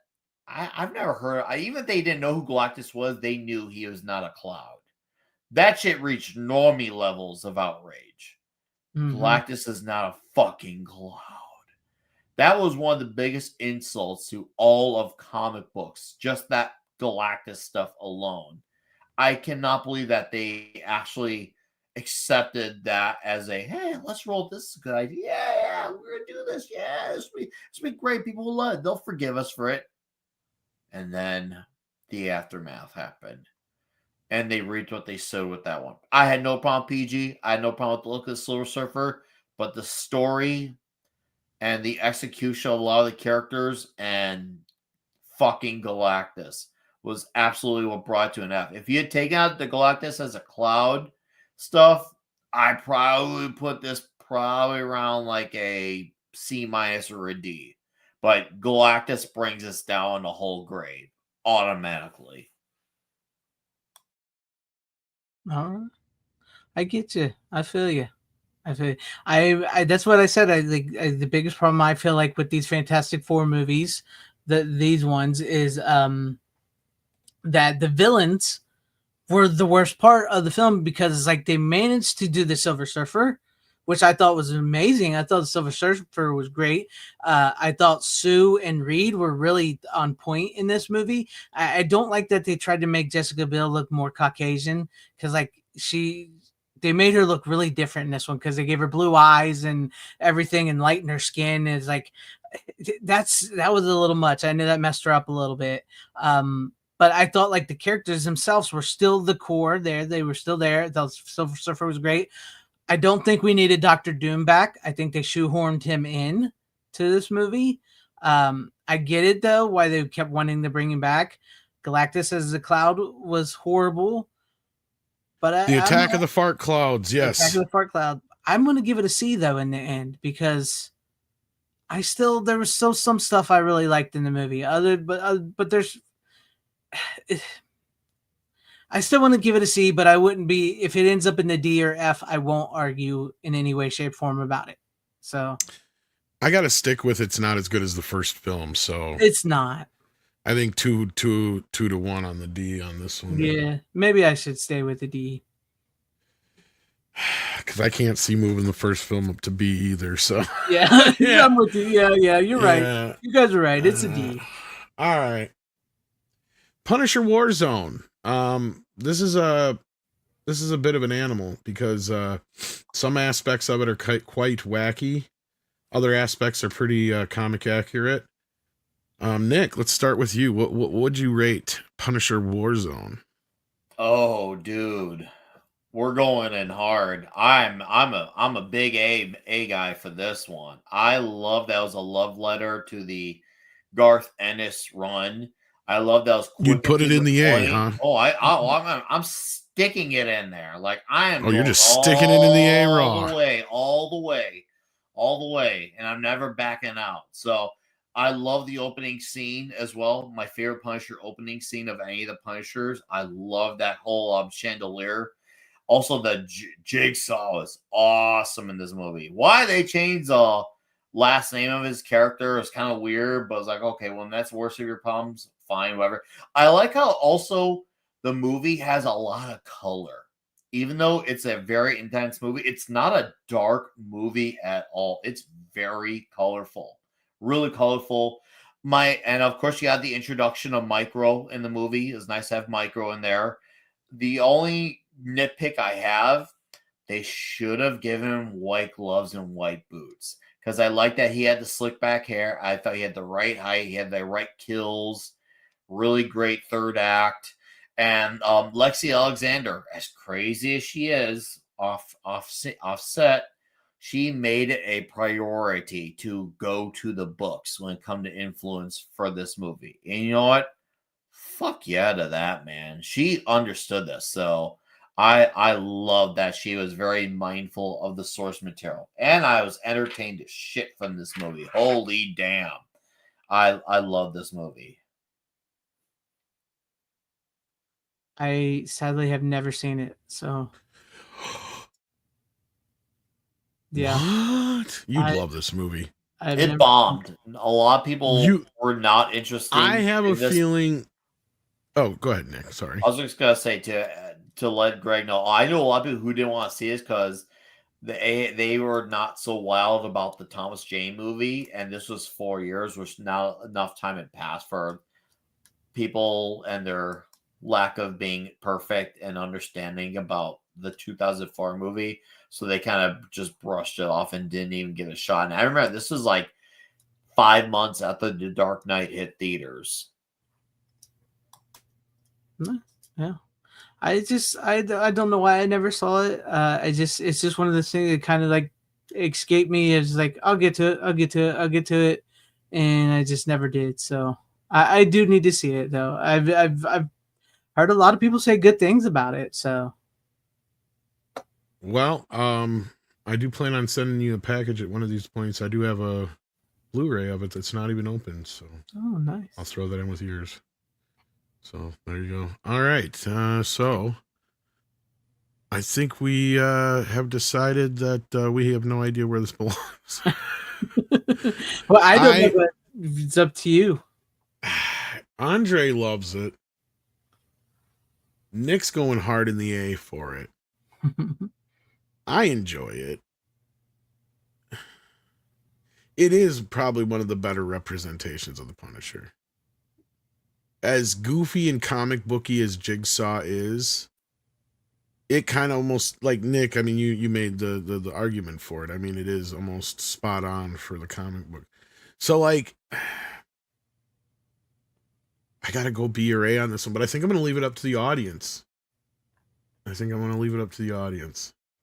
So this is in your hands now, guys. And you don't have long to vote on this, so you got to make up your minds quick. So get up here and vote. Vote fast and vote often, as they say in the Democratic Party. No 3 a.m. ballot dumps here. You got to vote now or you can't vote later. But I don't have my ID. Well, don't worry, we're the Democratic Party here. You can vote 3 times since you don't have an ID. Even if I've never seen it, I can vote? You're whoever you say you are. It's your truth. Let's see what you guys are saying out there in the chat. We got Scott Hughes, who says, just showing some support for the great show. You read that Oh, we one? got this one already. Yeah. E. Clay says, well, we might make up for it with Warzone. Hopefully you like Warzone, Scott.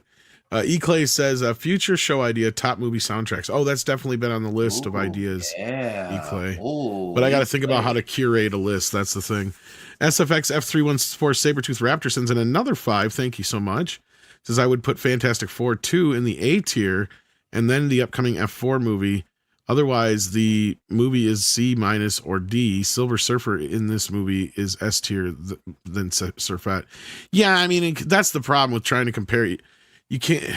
Well, we haven't seen the new Fantastic Four to know for sure how bad it's going to be yet. And then you got the Fant 4 stick, which kind of helped make these movies retroactively better. Mm-hmm. So, yeah, it's going to be interesting to see what they do with the Surfette. Dr. Manzer's in the house. It says sends in $5. Says Punisher Warzone is the best Punisher movie. Ray Stevenson is Frank Castle. Rip A tier. Well, now's your chance to vote, Dr. Manzer.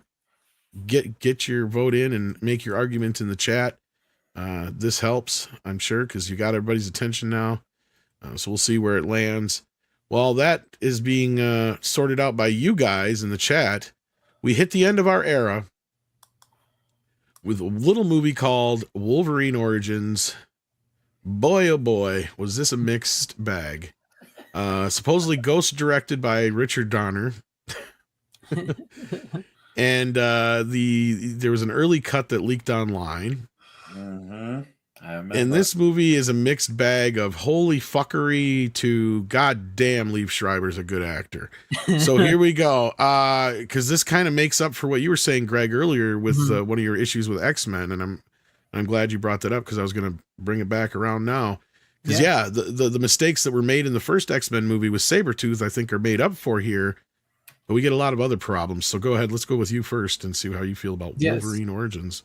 I would say that was a big plus of the movie for me. One of the pluses is I loved how they went back and fixed up Sabretooth. Though this is where the X-Men stuff starts to go off the rails a little bit with the timeline. Like, okay, so they don't ever really call him Sabretooth. He's Victor Creed, but they never call him Sabretooth. It's like, so was there 2 different Sabretooths now? Yeah, that's true. I never noticed that. So, but Liev Schreiber is a damn good actor, and him and Hugh Jackman have this great sparring. That fucking bar scene, man. Yeah, exactly. And the fight near the end too, when he comes running at him, just like the whole all their interactions together are incredible. Now the whole stuff with the girl, and she was there to watch him, and Stryker and this, and the bullet to the head. Yeah, young Stryker is.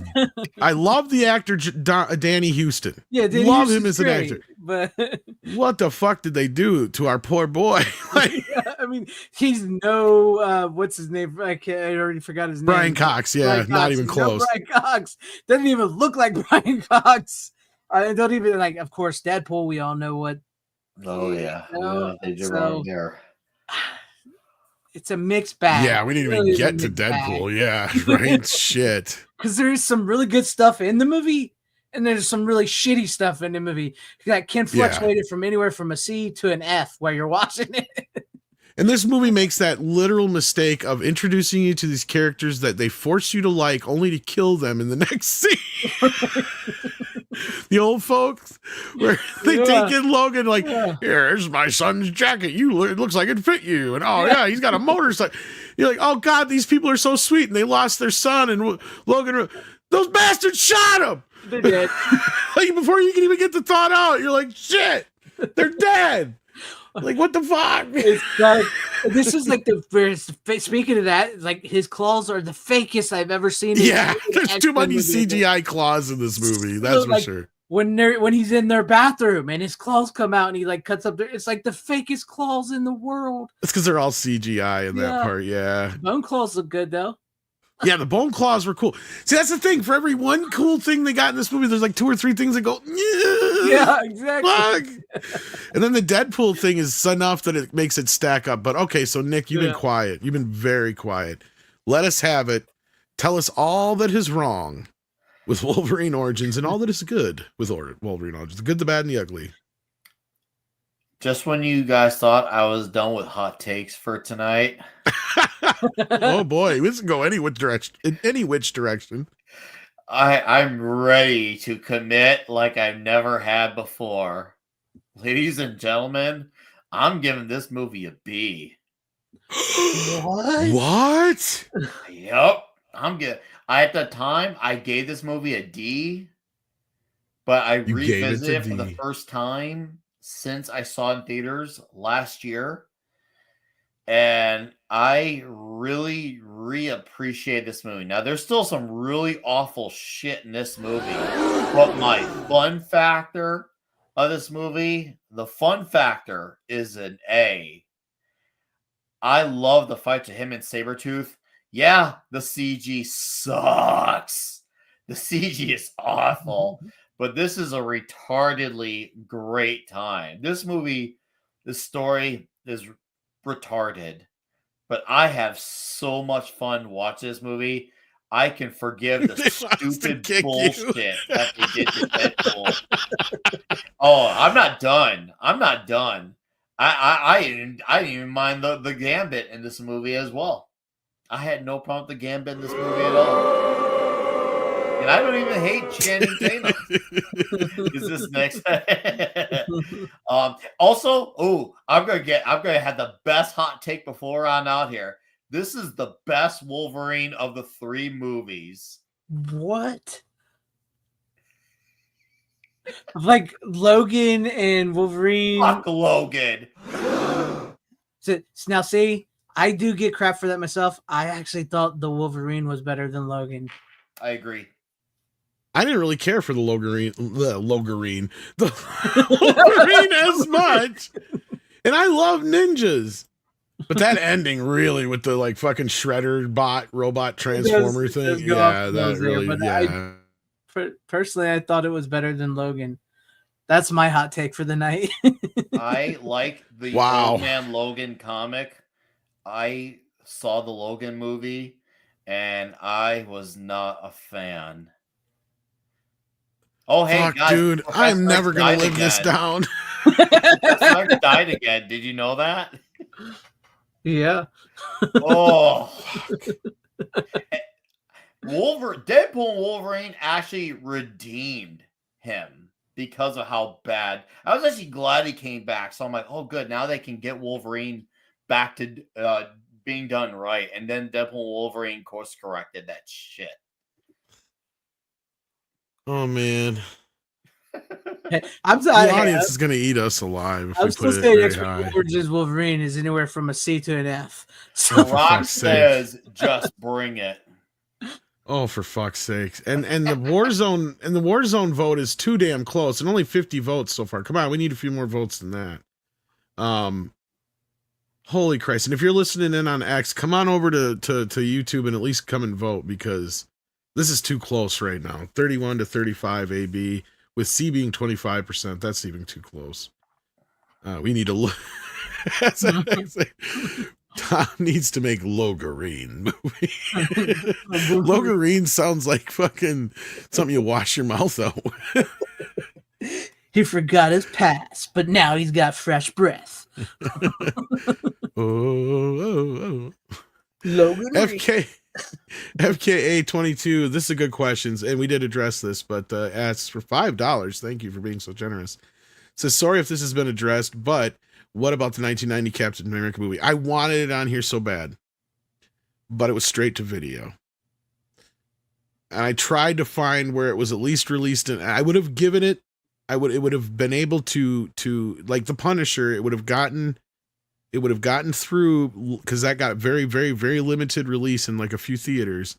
This unfortunately did not, so I could not get it on the list. But since you paid $5 to ask about it, I'm going to do this. I'm going to ask the boys, where would you place Captain America 1990 on the list? Because I might surprise you guys. Go ahead first, you, Greg. I'm going to give it a C. I like it. Yeah. Short and sweet.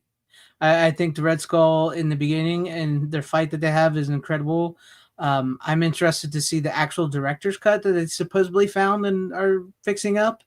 I know Albert Pyun had one himself, but I know they found more footage to it. But I'm gonna give it a C because I enjoy the movie. I actually got the Blu-ray and the VHS of it still, so I like it. Nick.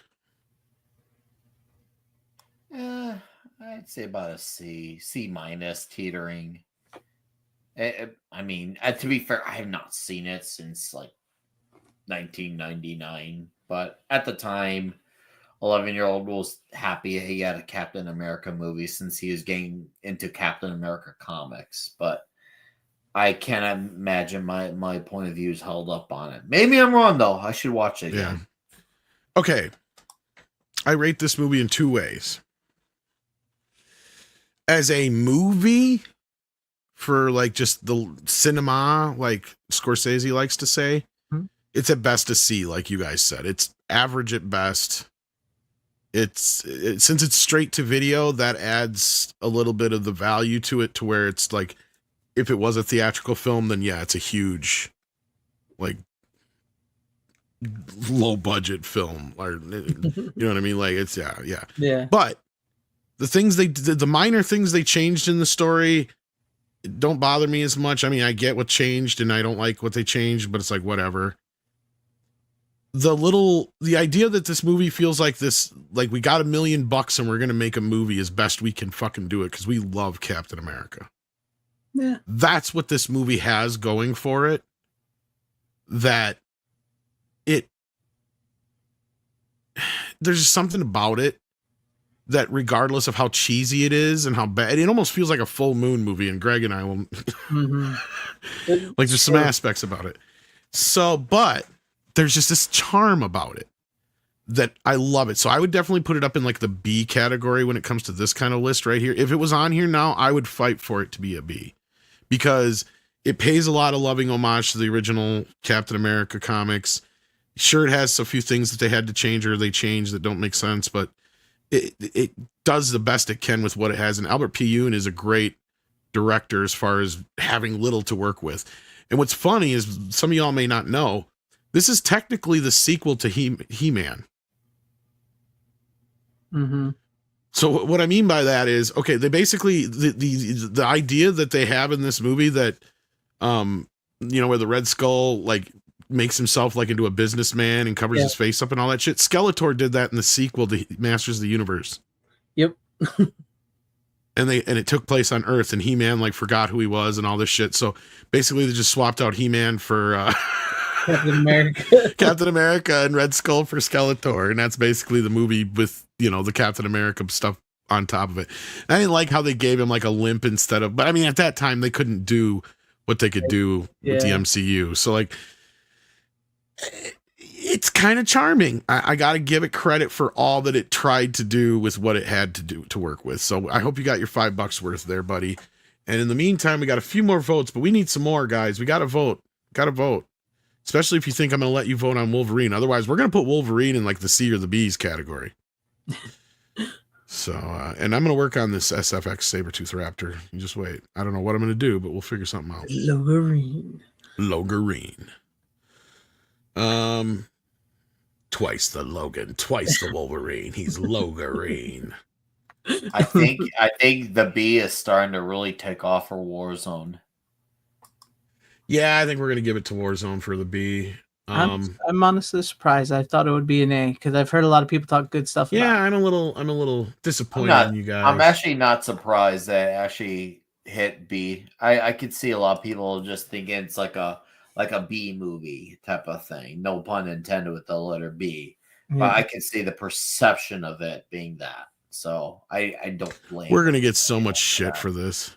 Hey, it's our personal opinion. Not everybody's is the same. And I gotta be honest, it's really hard for Wolverine Origins, because there is some great C stuff in it, but there's some great bad F stuff in it, and it's hard to pinpoint where it needs to be. I will probably be kicked off of any big channel streams just for my opinion on Spider-Man 2. And you know what? Fine. I can already see 3 or 4 fights that I'm going to be in Saturday night over this fucking list. Well, hey, if they want to send me the link to invite me to debate it, bring it. I'm not joking either. So, yeah, I might take you up on that. I might need a few people in my corner. Oh shit. But with that, this is one of the longest ones we've done in a while, guys, and this is what I was afraid of, and this is why I cut it off at the pre-MCU era. So you guys hear me correctly, era. Yes, there are movies after this that aren't in the MCU, but like with DC, we just had to cut that shit off like circumcision. Otherwise, we were going to be here for much, much longer. So yes, at some point we will revisit the comic book movies again in another way, shape, or form. We'll probably continue the trend in another way, in other forms. But we want to do some other things. In fact, if you couldn't figure it out from what Six said earlier in her super chat, to bring up an earlier super chat, on May 25th, Sunday, May 25th, we're going to be counting down all the Star Wars movies. So be here for that on the true Star Wars day. Other than that, I'm not 100% sure if we're going to have a show next week since Nick's going to be gone. I'll have to see if the other guys are around and see what they want to do. I haven't decided yet what we're going to do for the next show or two, but I know one show I might want to do is like baseball movies. But I know there's so many of them, I have to figure out how I'm going to do that if there's too many. Yeah. So if not, throw me your ideas in the chat, guys, in the comments after the show if you're listening in after the live stream.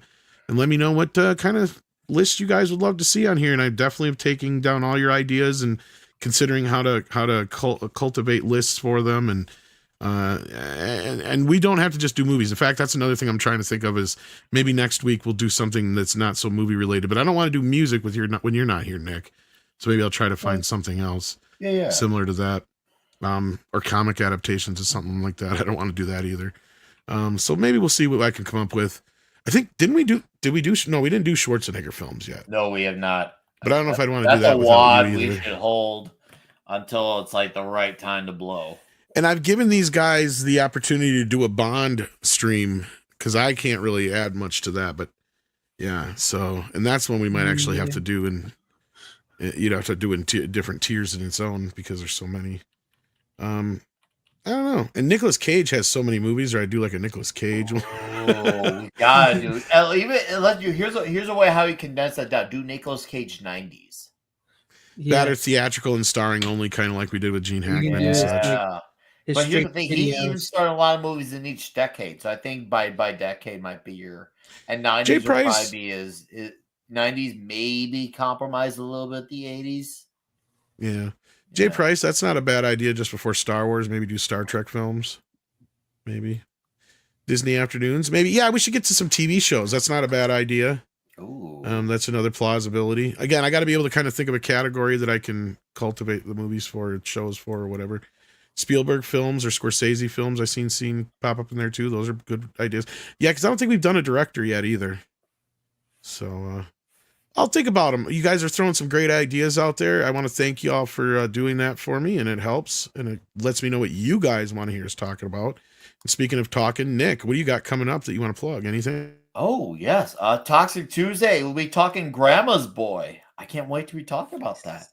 So, great movie. I haven't seen that movie in like 25 years. Very fucking crazy. And, of course, or 20 Bobby's years. I don't think it's Shop, that old. Bobby's Comic Shop Friday night. And if anything else comes up, I'll let you know. Otherwise, I'll be here on Tuesday and Thursday. Thursday, I will have seen Nicolas Cage's The Surfer by then. So I'll have opinions on that movie exclusive to this show. Catch a wave! All right. Looking forward to that, Nick. And of course, you should be on Mead Tuesday night as usual. Greg, what have you got coming up? Do you drop any videos lately you want to plug? I know Wednesday nights I hang out with you over on the channels. Yes, every Wednesday night we do the Physical Media Show on my channel at 9:30 p.m. Eastern. I did drop a video. I haven't dropped one yet, but I did recently drop one where I talked with John Brennan. If you guys are fans of the Dawn of the Dead, the original Dawn of the Dead, the mall, the Monroeville Mall that it was filmed in, has been bought by Walmart. And the Living Dead Museum that they have in there, and in honor of George Romero stuff, they're worried about what's going to happen. So it's that they're sort of mounting a campaign to save the Monroeville Mall. So if you're fans of Dawn of the Dead and want to see that mall survive, check out that video I did. I think that's as horror fans, as movie fans, if you want to preserve something like that, check it out. maybe we can talk Walmart into something, because I mean they bought it and they're going to do what they want. So, but yeah, that, and I'm sure I'll have videos this week, and just check me out.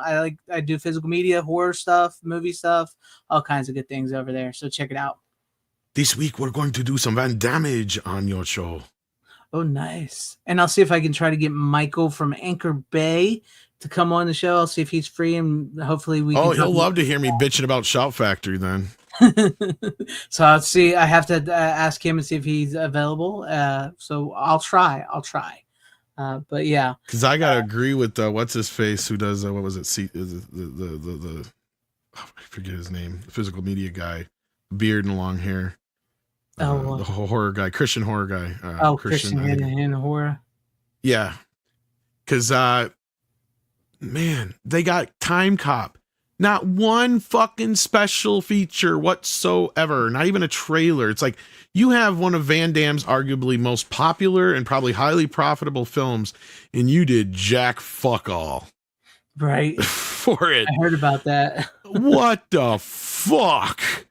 And not only that, because they charge so much for it. And I put in a comment, and I know this is real nerdy for our physical media guys.